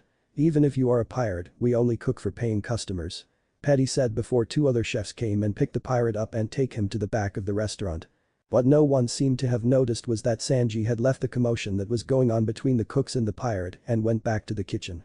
Luffy turned towards his crew and spoke. "Wait here, I'll be back," said before he got up and headed in the direction of where the chefs took the pirate. When Luffy opened the door leading to the back of the restaurant, he saw the pirate laying on the ground hunched over holding his stomach. Luffy stepped outside and stood against the rail of the ship and stared at the pirate for a while before he spoke. "What's your name, pirate?" he asked, getting the pirate's attention. The pirate looked up from the ground and stared at Luffy and was about to speak, but before he could, a plate of food was placed in front of him along with a glass of water. The pirate and Luffy both looked to see who it was that placed it here and saw Sanji standing there with smoking a cigarette. "Eat," Sanji said before moving to stand next to Luffy. The Krieg pirate stared at the food and began to tear up before he yelled at Sanji. "I don't want your charity," he said before pushing the plate of food away. Sanji looked at him for a while before he spoke. "Shut up and eat," he said before taking a long pull of his cigarette before he spoke again. "It is unwise to refuse food on the open sea. If you do not eat that food you will surely die by tomorrow morning," Sanji said nonchalantly, causing the pirate's eyes to widen. After trying to argue with Sanji for a few more minutes, the pirate finally gave in and ate the food. Luffy just stood there watching the interaction with an emotionless look on his face while waiting for the pirate to answer his question. When the pirate finished eating, Luffy decided to remind him of his question. "You still haven't answered my question, pirate," he said, getting the pirate's attention. The pirate looked at Luffy for a while before he replied. "Forgive me, my name is Jin, better known as Man Demon Jin. I am the right-hand man to the great pirate Admiral Don Krieg," he said proudly. "Never heard of him," Luffy said plainly, causing both Sanji and Jin's eyes to widen. "What the hell do you mean by you don't know who Don Krieg is?" Sanji yelled, earning a nod from Jin. Luffy simply shrugged his shoulders as he replied. "It's just as I said, I never heard of him," Luffy said, earning another disbelieving look from the two of them. Luffy then turned towards Sanji and spoke once again. "If I remember correctly, your name is Sanji, correct?" Luffy asked, earning a nod from Sanji. "Good, I want you to join my crew," Luffy said, surprising Sanji. "As interesting as that offer sounds, I have to refuse. I owe the owner a debt that I cannot repay," he said. Luffy looked at him with a bored look on his face and spoke. "I refuse your refusal," Luffy said, causing Sanji's jaw to drop at Luffy's statement. Sanji was about to yell at Luffy, but Jin spoke before he could. "Pardon me," Jin said, getting Luffy's attention. "By chance are you a pirate?" he asked, earning a nod from Luffy. "And what are your dreams, if you don't mind me asking?" Jin asked, earning a confused look from Sanji, wondering where he was going with all this. "Conquer the Grand Line, find the One Piece and become king of the pirates," Luffy said nonchalantly. "I see, allow me to give you some advice as someone who has been to the Grand Line," he said, earning an amused look from Luffy and a curious look from Sanji. "Stay away from that place. Our entire fleet of 50 ships went in there and only lasted a week before our entire fleet was destroyed by one man," Jin said, surprising Sanji and causing Luffy to chuckle before he replied. "That just means you guys were too weak to survive paradise," Luffy said, earning a pissed off look from Jin. Before Jin could speak, Luffy cut him off and spoke first. "It doesn't matter how much ships you have in your fleet and how much men you have. Only the strong can survive, and I know that because I am from the Grand Line," Luffy said, causing the two of their jaws to drop. "Why, you're from the Grand Line?" Jin asked, to which Luffy nodded. "I see, I guess you will be more prepared than we ever were," Jin said sadly. Luffy didn't say anything, he simply pushed off the rail headed towards the door. As he opened the door to re-enter the restaurant, he turned towards Sanji and spoke. "I won't be leaving here until you join my crew, Sanji," he said before he walked inside, closing the door behind him before Sanji could reply. As he returned to his crew, he saw they were still eating, so he decided to join them and finish his meal. About 4 hours had passed since Luffy had his conversation with Jin and Sanji. Currently, Luffy and his crew were sitting at the same table drinking and conversing, getting to know each other a bit more. Luffy had told the crew that he wasn't leaving here without Sanji, so they were going to be there till then. As the crew was sitting there chatting with each other, a large shadow was cast over the restaurant, gaining everyone's attention. A random customer got up from their table and looked out the window to see what was casting the shadow over the restaurant. When the man looked outside the window, his entire body began to shake and a look of pure fear could be seen. The man started to back away from the window in fear before he started to stutter. It's the Dreadnought Saber, it's Don Krieg's ship," he yelled before he ran back to his table. After he said that, everyone in the restaurant began to panic. Luffy just sat there watching the chaos as it unfolded. Suddenly the doors of the restaurant were blown open and standing there was Jin with a man who looked like he was on the verge of dying slung over his shoulder. Jin dragged himself and the man into the restaurant and began to beg for food and water. "Please bring us some food and water," Jin begged while barely being able to hold up the man Luffy assumed as Don Krieg. "We have money," he said as he pleaded with the restaurant staff. To say the chefs and the customers in the restaurant were shocked would be an understatement. They had their eyes widen and their jaws hanging. The only people whose face lacked any emotion was Luffy, Zoro, Sanji, and the owner's F. The rest of Luffy's crew were just as shocked as the rest of the customers. Then all of a sudden Krieg fell face first on the ground, causing Jin to beg some more. When that happened, Luffy noticed Sanji heading towards the kitchen. Eddie then denied him the food and water, causing the rest of the chefs to start making comments on how much of a monster Krieg is. Don Krieg then did the unthinkable in Luffy's opinion, he bowed his head and began to beg the chefs for food. Gin tried to stop him and pleaded for him to raise his head, but Krieg didn't listen. Instead he continued to beg for food, he even went as far as to beg for the scraps. The next that happened was Luffy hearing Sanji's voice. "Hey, step aside Paddy," Sanji said before kicking Paddy in the face, sending him crashing in the wall. Sanji then walked over to Jin and Don Krieg and placed a bowl of food and a bottle of sake in front of him. "Here is something for your captain," he said as he placed the bowl on the ground. Krieg then began to gulp down the food using his bare hands like a wild animal. One of the chefs then ran down the stairs and yelled at Sanji to get the food away from him, but Sanji did nothing, he only stood there watching the chef with a bored expression on his face. Krieg then slammed the bottle on the ground and sprang to his feet before he punched Sanji, sending him flying. The people in the restaurant started running for the exit, leaving only the chefs and Luffy's crew behind to face Don Krieg. Luffy then sensed something with his observation Haki that made him smile before he turned towards his crew and spoke. "Hey, go move the ship to the other side of the restaurant. We are about to have more guests," he said, making Nami, Usopp, Johnny and Yusaku run outside to move the ship, leaving him and Zoro in the restaurant. Luffy then turned his attention back to Krieg. "This is a pretty good ship, I believe I'll take it," Krieg said with a sinister look on his face. "As you can all see, my ship is a wreck. Naturally, I will be needing a nice new one. After a few small chores one of you will leave this ship," he said, causing one of the chefs to protest. "What? No." One random chef yelled out, but Krieg paid him no mind. "There are about 100 men left on my ship. All are weak with hunger and many are seriously wounded. If you value your lives you will prepare food and water for every last one of them," he said. "You're telling us to feed our executioners? Do you hear how stupid that sounds? We refuse," Paddy said. "I am not asking you, I am telling you to do it," Krieg said, making all of the cooks tremble in fear, while Luffy simply scoffed. Sanji then goes up and announced that he will be cooking for 100 people and began to walk towards the kitchen but was stopped by all the rest of the cooks who pointed large knives and forks at him and began accusing him of being a spy for Krieg. Paddy then knocked Sanji to the ground before walking over a small door at the bottom of the stairs and pulled out a rather large handheld cannon before pointing it at Don Krieg and firing it. The cannonball sailed through the air at amazing speed before colliding with Krieg and creating a whole lot of smoke in the restaurant. The cooks started celebrating their victory but were immediately silenced by Krieg's voice coming from inside the smoke. "Are you a chef or a comedian? Because your jokes are lame," Krieg said, scaring all of the cooks and surprising Luffy a bit. When the smoke cleared, everyone saw Krieg standing there in golden armor with guns coming out of his shoulder along with 2 pistols in his hand. He then pointed them at the group of chefs and yelled. "So, die," he screamed as he fired his weapons. "You cooks should not have defied me, I am the world's strongest man," he yelled boastfully. Luffy wanted to laugh so hard at his comment about being the strongest man alive but held it in. Luffy then heard someone's footsteps and turned and looked up the stairs and saw the owner carrying a large sack walking down the stairs and heading to Krieg. Zef placed a large sack down in front of Krieg and spoke.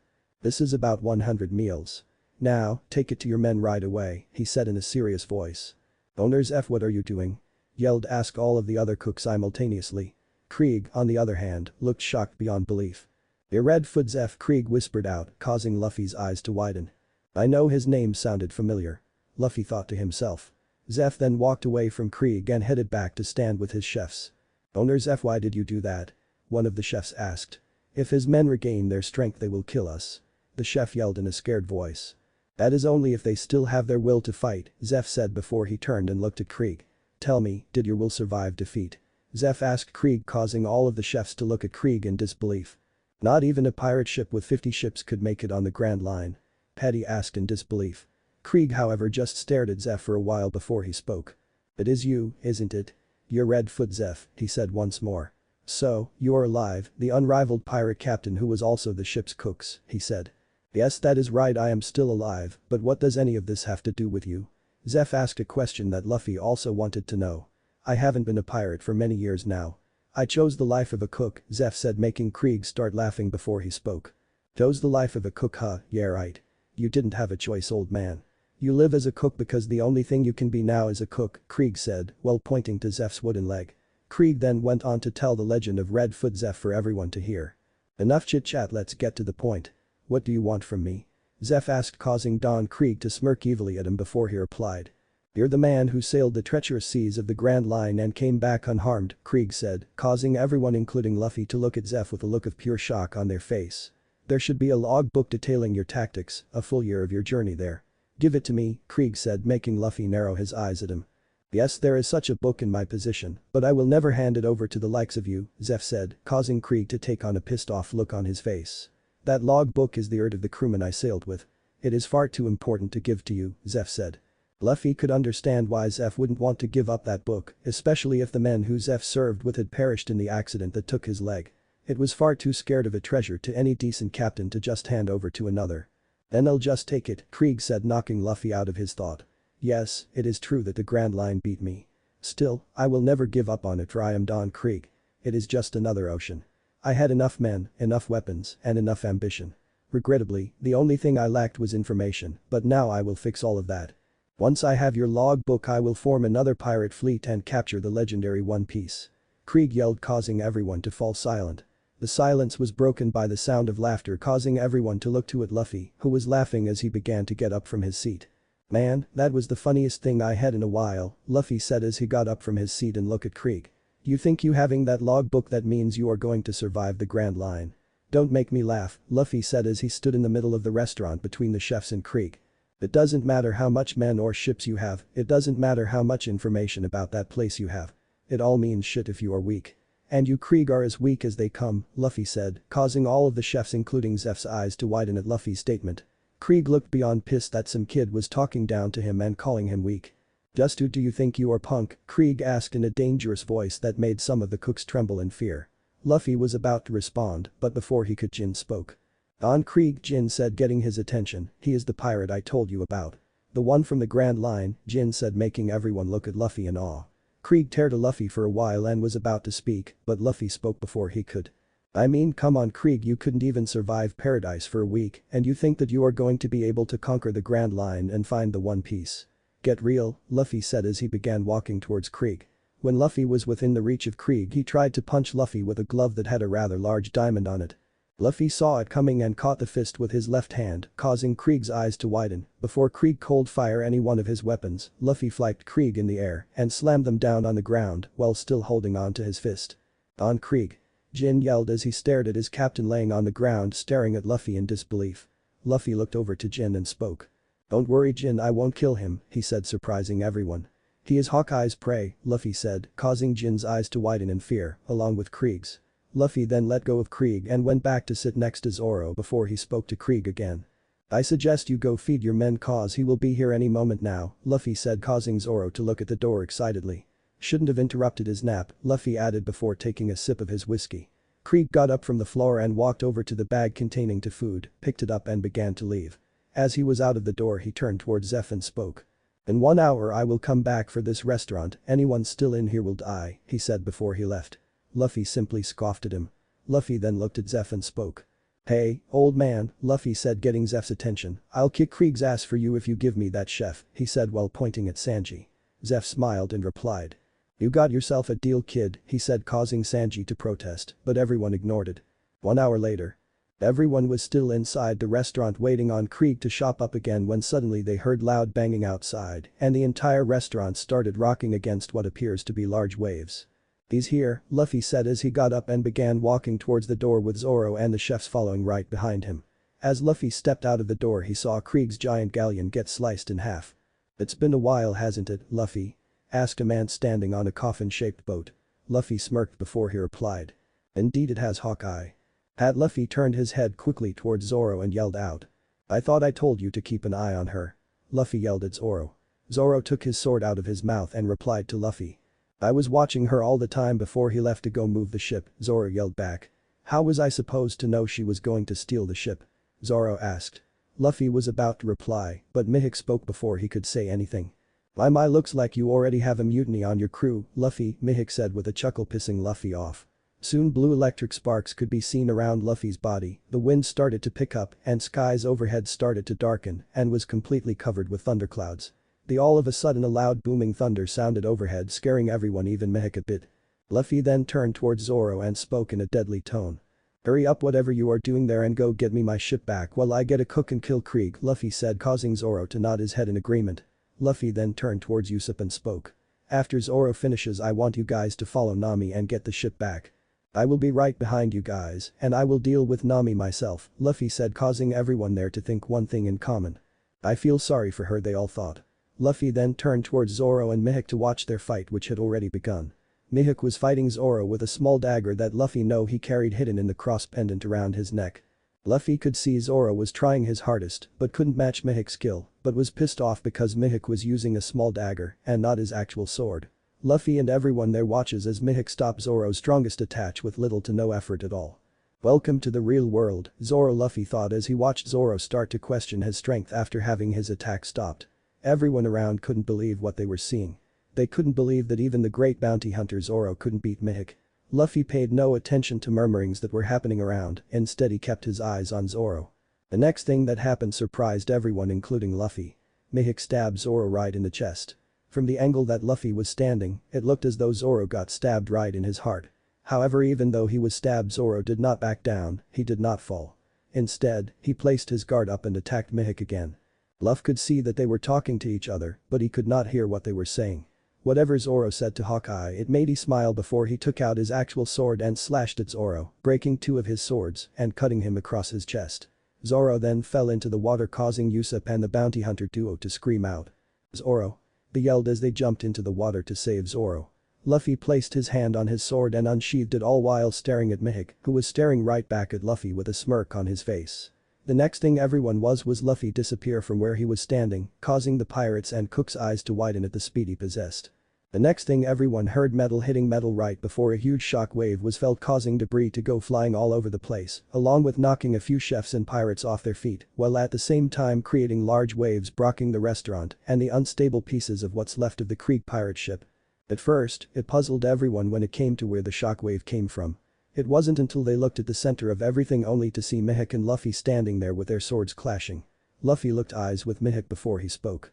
"I thought I said I want him back alive," Luffy said before he pushed off of Mihawk's sword and placed some distance between him and Mihawk. Mihawk placed his guard up before he replied to Luffy. "I got carried away," he said. As he said that, Luffy kicked off and rushed him faster than anyone's eyes could track. Mihawk was barely able to raise his sword in order to block Luffy downward slashed. As the two swords connected, it created another shockwave, causing a lot of pirates and chefs to fall over. Krieg stared at the two swordsmen with wide eyes before he whispered to himself. "Such power in a single swing of their swords," he whispered as he stared at Luffy and Mihawk as they squared off in the middle of everyone. Sanji, who also had his eyes widen at the sheer power of the two men, couldn't believe what he was seeing. "Are they even human?" Sanji asked out loud. Zeph scoffed and folded his arms before he replied. "That's what exists in the Grand Line," he said before he tapped Sanji's shoulder, causing him to look at Zeph. "Look at the sky," he said as he pointed to the sky. Sanji and the rest of the chefs, along with the Krieg pirates and Usopp and company, looked up to the sky to see all of the previous thunderclouds were split right down the middle, creating a sort of trench in the sky. Clouds from both sides were rushing into the trench, but neither one dare crossed over the trench. Everyone stared at the sky in utter disbelief. "They split the sky. No, the heavens in two," a scared Cook said in a surprised voice. Everyone was brought of their staring by Zoro's voice. "Luffy?" Zoro yelled out, getting everyone's attention, especially Luffy and Mihawk, who said, "Yeah, I hear you," Luffy said. Zoro took a breath before he began to speak again. "Sorry for worrying you," Zoro said, causing Luffy to smile. "If I don't become the greatest swordsman in the world, you'd be in a dilemma now, right?" he said before he coughed up some blood, causing the bounty hunter duo to yell at him to stop and save his energy, which Zoro ignored and continued to speak instead. I will never lose again." Zoro yelled out with tears streaming down his face. "Until I defeat him and become the world's greatest swordsman, I'll never be defeated anymore." As Zoro said that, Mihawk and Luffy's face split into a wide grin after hearing what Zoro said. "Do you have a problem with that, Pirate King?" Zoro yelled asked. Luffy chuckled to himself before he replied. "Not a single problem," Luffy said. Luffy then turned to Mihawk and saw him standing there with his arms folded and his sword already strapped to his back. Luffy was about to speak to him, but Mihawk looked in the direction and spoke first. "It is still too early for you to die. My name is Hawkeye. Mihawk, you are strong, but there is still much for you to learn. No matter how much years it takes, I will hold this title as the greatest in the world and wait for you. Until that day you must hone your skills, then seek me out." Rorano Zoro. Hawkeye said, surprising everyone there including Luffy. Hawkeye then turned towards Luffy and spoke. "Is your goal still to become the king of the pirates?" he asked. Luffy smirked before he replied. "You already know the answer to that question," Luffy said, causing Mihawk to chuckle before he started walking back to his boat. As he was walking away, Luffy spoke once again. "By the way," he said, getting Mihik's attention, "if you come across Shanks, let him know I'll be entering paradise in a week," he said before he turned and headed back to the floating restaurant. Mihik turned back around and continued to walk to his boat. As he was about to reach his boat, the sound of someone landing of the piece the broken ship got his and everyone's attention. He looked over his shoulder to see Don Krieg standing there in his golden armor. "Hawkeye," Krieg said, making Hawkeye's turn around to look at him. "I was under the impression you were here to kill me," Krieg said. Hawkeye looked at him with a bored expression on his face before he replied. "I was, but I had enough fun for today. So, I am going back home to rest," he said before he turns around and began walking back to his boat. As he was walking back to his boat, Krieg spoke again. "That's too bad because I am just getting started," he said as he pulled out 2 pistols and activated his hidden guns that were hidden under his armor and aimed it all at Mihik. Just as he was about to pull the trigger, a bolt of lightning came out of the sky and struck Krieg, causing him to collapse on the ground smoking. Everyone stared at the smoking form of Krieg with wide eyes before he looked back up at the cloudy sky. "It is as though the gods themselves judged Krieg," Paddy said in a voice of utter disbelief as he stared up at the sky. Luffy was looking at all of them with an amused look on his face. "You know, I could have handled that, Luffy. I didn't need your help," Mihik said, causing everyone to look at Luffy with eyes the size of dinner plates. Luffy chuckled before he replied. "I know, but I got a deal with the old man," he said, earning a nod from Mihik before he stepped onto his boat and sailed away. Luffy then turned his attention towards Usopp and company, who had just got finished bandaging up Zoro. "Usopp," Luffy called out, getting his attention. "You 4 head after Nami." "I will catch up with once I get the cook," Luffy said, making Usopp standing up straight and salute him before he replied. "You can count on the great Captain Usopp to get the ship back," Usopp said before the 4 of them sailed after Nami. Luffy then looked at Zeph and spoke. "I do hope our deal still stands." Luffy asked, earning a chuckle and a nod from Zeph. "Good," he said before he turned and looked at Krieg, who was now trying to stand back up. Luffy turned his body to lightning, surprising everyone there, and teleported himself in front of Krieg. When Krieg stood up straight, he saw Luffy standing right in front of him, looking at him with a bored expression on his face. Krieg stared right back at Luffy with a look of pure hatred before he raised one of his pistols and pointed it at Luffy's head. The chefs were beginning to get worried for Luffy, while the pirates all smiled at the fact that their captain was going to kill the Straw Hat Boy. Even though he had a gun pointed to his head, Luffy's expression didn't change. He had that same bored expression on his face, which pissed Krieg off even more. One of the chefs was about to yell at Luffy to move out of the way, but before he could, Krieg pulled the trigger. What happened next surprised everyone, even Krieg and Zeph. The bullet hit Luffy right between the eyes and seemed to just pass right through him, as though he was a ghost. When Krieg saw this, he stumbled back a few steps in surprise before he pulled the trigger again and again, only to have the same thing happen each time. Dropping his gun, Krieg began to stutter. "Why, you ate a devil fruit," he said, surprising everyone who was there. People around Luffy began murmuring about hearing about devil fruits and myths about devil fruits. Luffy just tuned all of them out and focused on Krieg, who regained his composure and began to speak.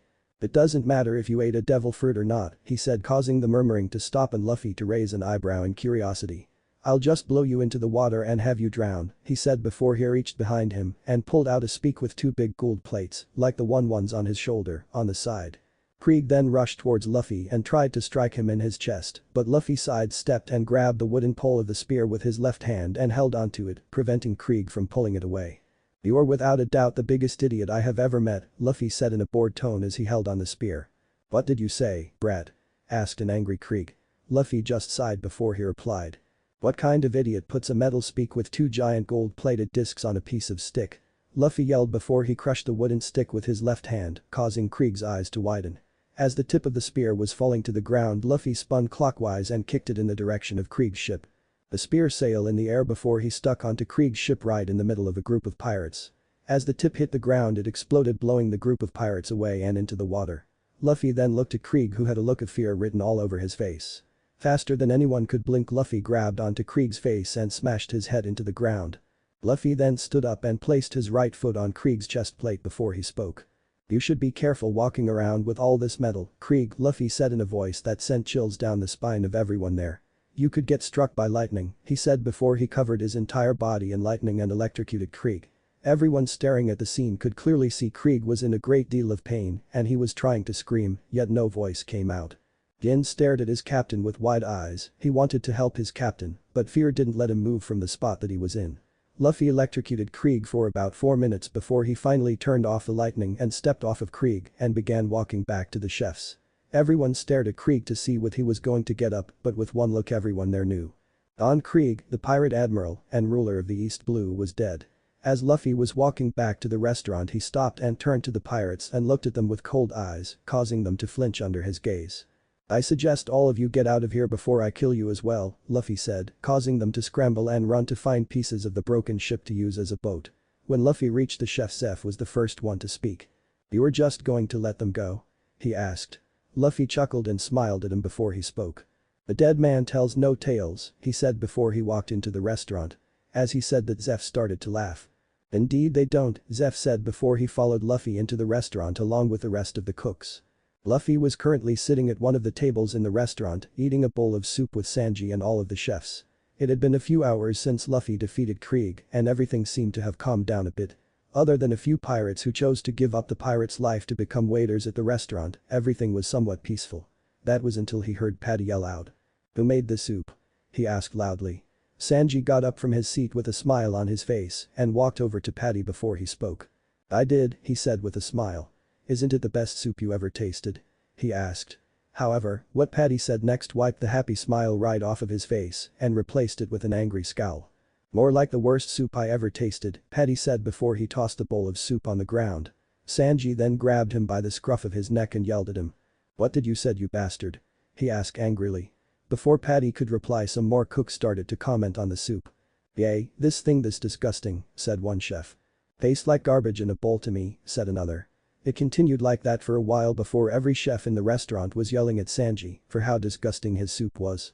Luffy was beyond confused. He was wondering if he was eating the same soup that everyone else was tasting. He looked over next to Paddy at the pot that was on the table to see if it was the same pot that he took his food out from. To Luffy's surprise, it was the exact same pot. So, he took his spoon and took another taste of his soup while ignoring the fight that broke out between Sanji and the chefs behind him. The soup tasted amazing to Luffy. It reminded him of the home-cooked food that Makino used to cook for him when he was a kid on Dawn Island. Luffy was interrupted from his reminiscing by the sound of what Luffy could make out as Zeff's wooden leg hitting the floor as he walked. The sound got everyone in the restaurant's attention. They all looked at the stairs to see Zeff walking down the stairs with a spoon in his hand. He walked straight to the pot of soup on the table before he dipped his spoon into the pot and scooped up some soup. All of the commotion stopped. People who were fighting and eating all paused and looked at Zeff with bated breath to see what he would say about the soup. In Luffy's mind, if there was anyone who could truly judge the taste of the soup and be right about it, was Zeff. Zeff placed a spoonful of the soup in his mouth and swirled it around in his mouth to get a good taste of it before he gave his opinion. "This soup is horrible," he said before he spat on the floor. As he said that, Luffy had his jaw practically hanging. He was about to take a sip of his whiskey before he stopped and looked at the glass and think to himself.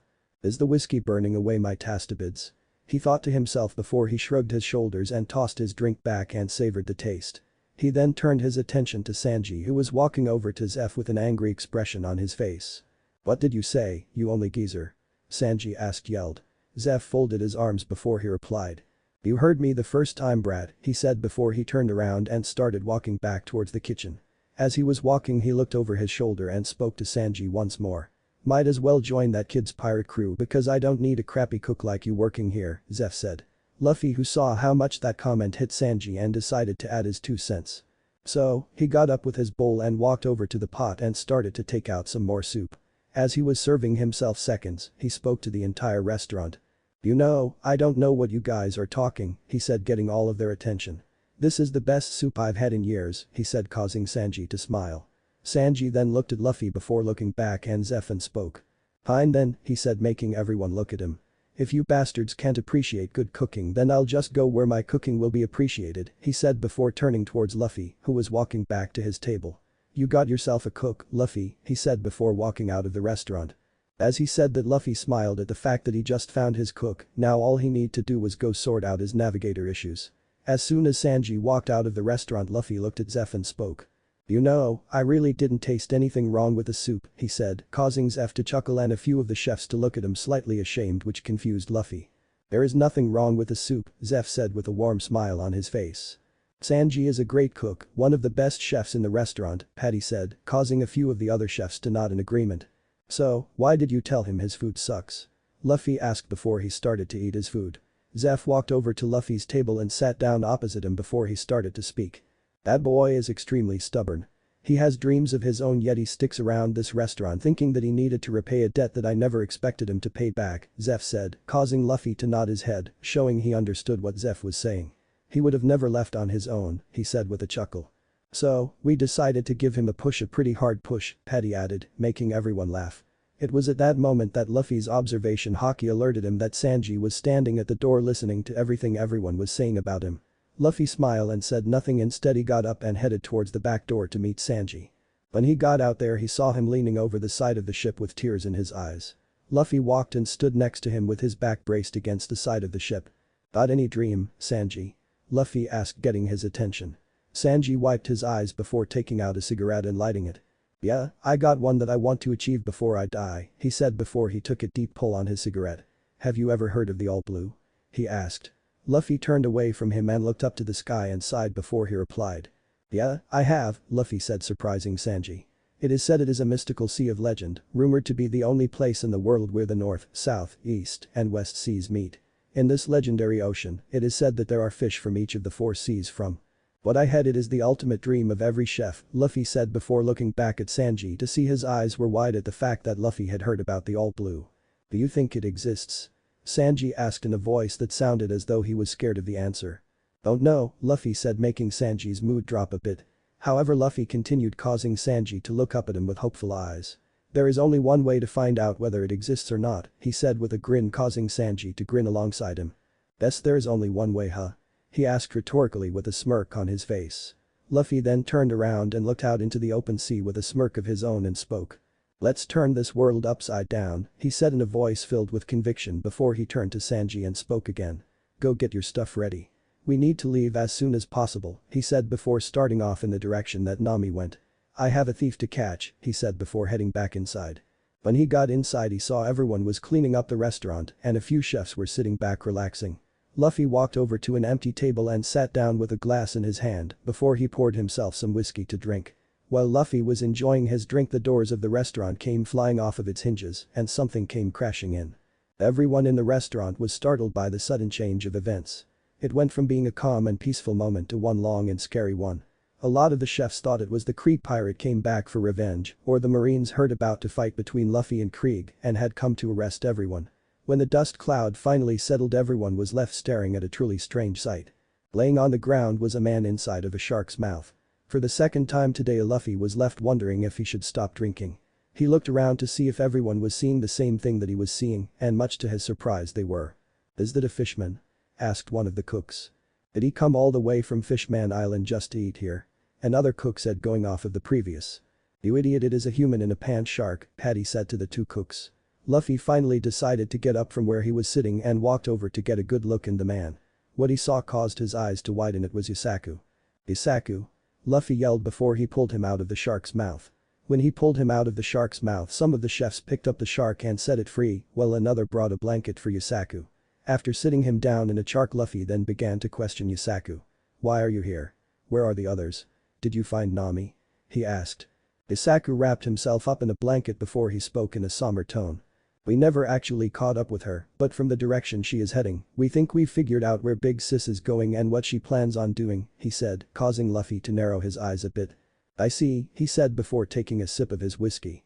"So we can get the ship back," Luffy said, causing Yusaku to look down a bit before he replied. "Maybe," he said, causing Luffy to raise an eyebrow. "But if her suspicion turns out to be true, then the place she is going could mean certain death to all of us if we follow her," Yusaku said, surprising Luffy and everyone there with that comment. "The point is we really need your help, big bro Luffy. Please come with me," Yusaku said in a desperate voice. "Okay, I don't really get it, but I got it. Let's go," Luffy said before he started walking towards the front door with Yusaku following right behind him, along with all of the chefs who want to say goodbye. As they were walking out of the door, everyone saw Sanji standing there with a bag over his shoulder. He then looked towards Luffy and spoke. "Are you ready to go, Captain?" he asked, surprising the chefs that were there. "Yeah, looks like the rest of the guys are going to need some help," Luffy said before he walked towards the edge of the restaurant with Yusaku, leaving Sanji to say goodbye. He could hear Sanji in the background yelling at the cooks about their bad acting, and he could also hear Sanji crying while he thanked Zeph for all he did for him throughout the years. Luffy then decided to block out Sanji and look up to the sky and began concentrating to summon a cloud for them to ride on. A small part of the sky began to be filled with a small number of thunderclouds. After the size was suitable to Luffy's liking, the clouds started to descend from the sky to the restaurant. By now Sanji had finished thanking Zeph and came to stand next to Luffy, not noticing the cloud coming down from the sky. "How are we going there?" he asked while wiping the remaining tears away from his eyes. "If you want, I have a small boat that would be able to carry us," he said. Luffy didn't say anything, he simply pointed up at the sky, causing Sanji and the chefs to look up as well. To say they were surprised at what they saw would be an understatement. Their eyes were as wide as he can be, and their jaws were practically hanging from their mouth as they saw thunder slowly descending from the sky and stopping at the feet of Luffy. When the cloud arrived, Luffy jumped on, surprising everyone except for Yusaku, who had seen it before. From the cloud, a throne was formed along with 2 seats in front of the throne. He then looked at Sanji and Yusaku and spoke. "Are you two going to stand there all day or get on already?" he asked rhetorically, knocking the 2 of them out of their staring. They quickly hopped into the cloud and sat down in the seats. As he sat down, a bolt of lightning came out of the cloud and went around them, strapping them to their seats. Luffy then turned towards Zeph and spoke. "Do take care of yourself, old man," he said before the cloud raced away across the water at an amazing speed in the direction of where the others went. "Cheeky brat," Zeph said as he stared at the cloud getting smaller and smaller as he sped away. Back on the cloud, Luffy was calmly sitting on his throne pouring himself a drink, while Sanji and Yusaku were poking and touching the cloud, trying to wrap their head around the fact that they are riding on a cloud. "How are you able to do this?" asked an astonished Sanji. Luffy took a sip of his drink before he replied. "I ate a lightning devil fruit. I can control lightning and become lightning itself," he said as he turned his right hand into a large bolt of lightning. "For some reason, I can control thunderclouds to a certain degree.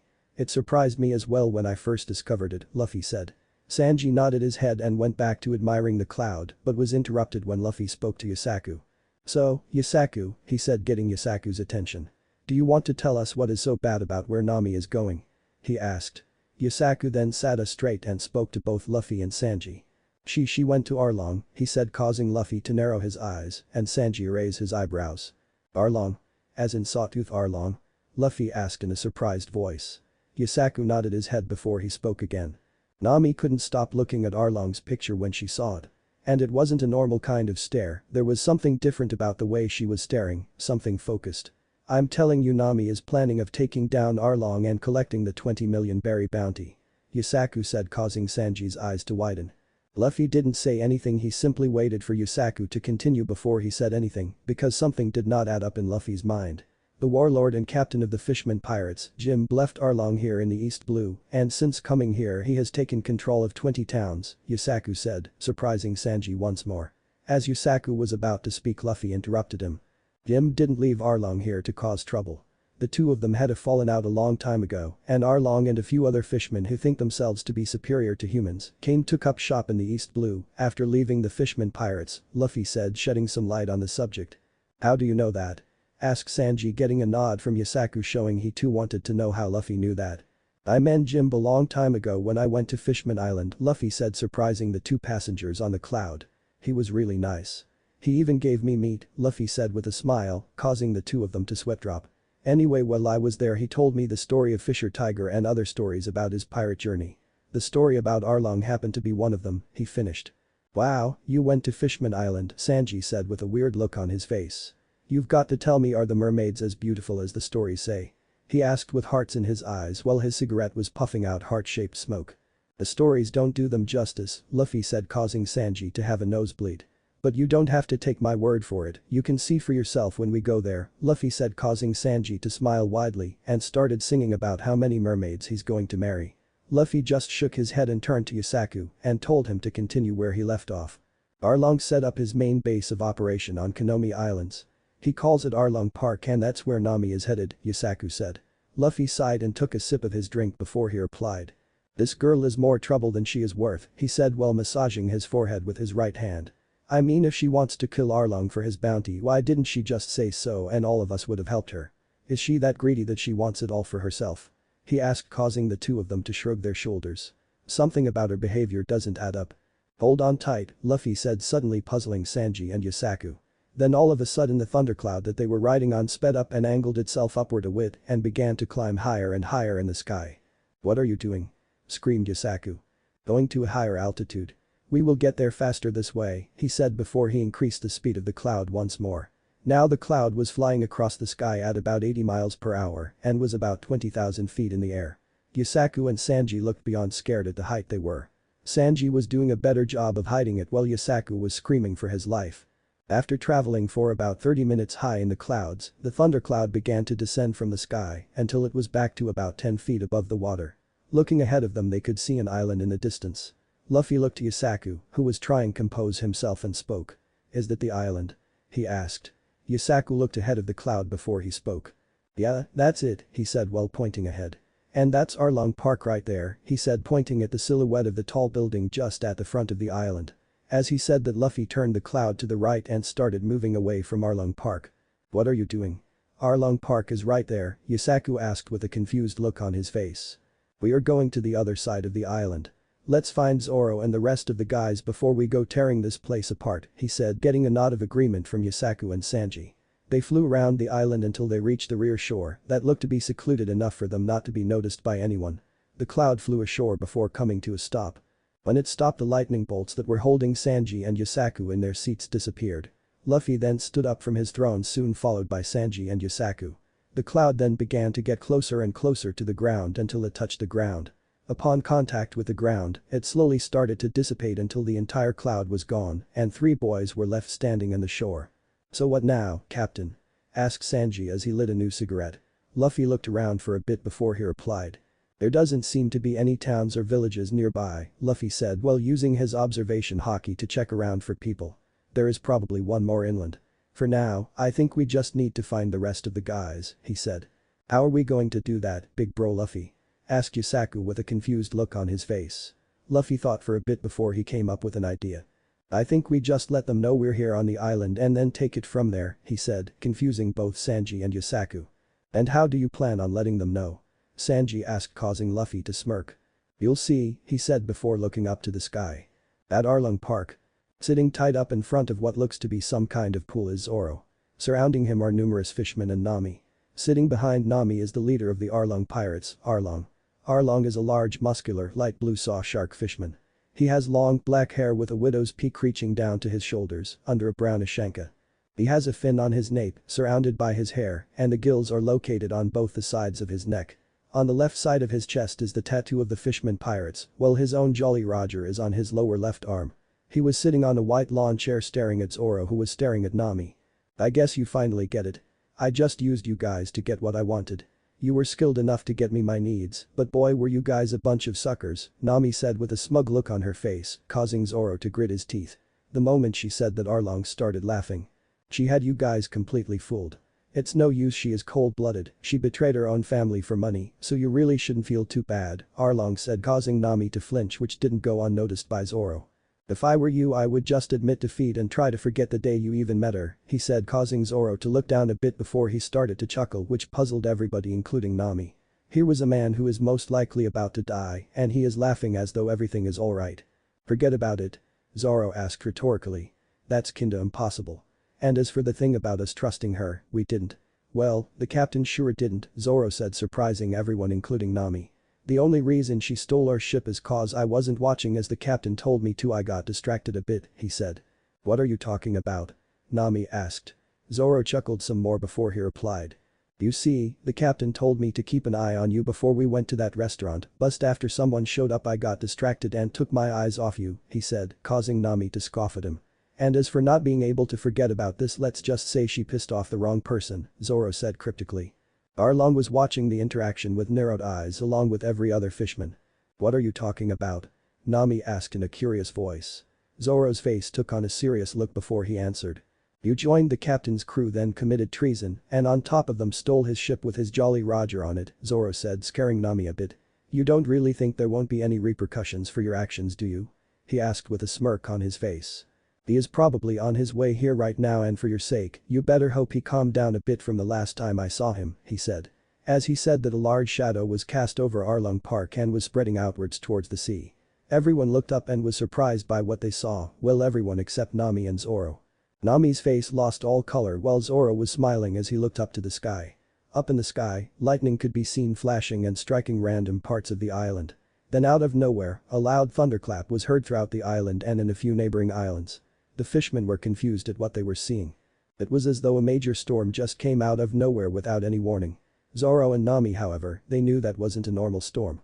That could only mean one thing. Luffy was here and he is still pissed. Thanks for watching, hope you enjoyed the video.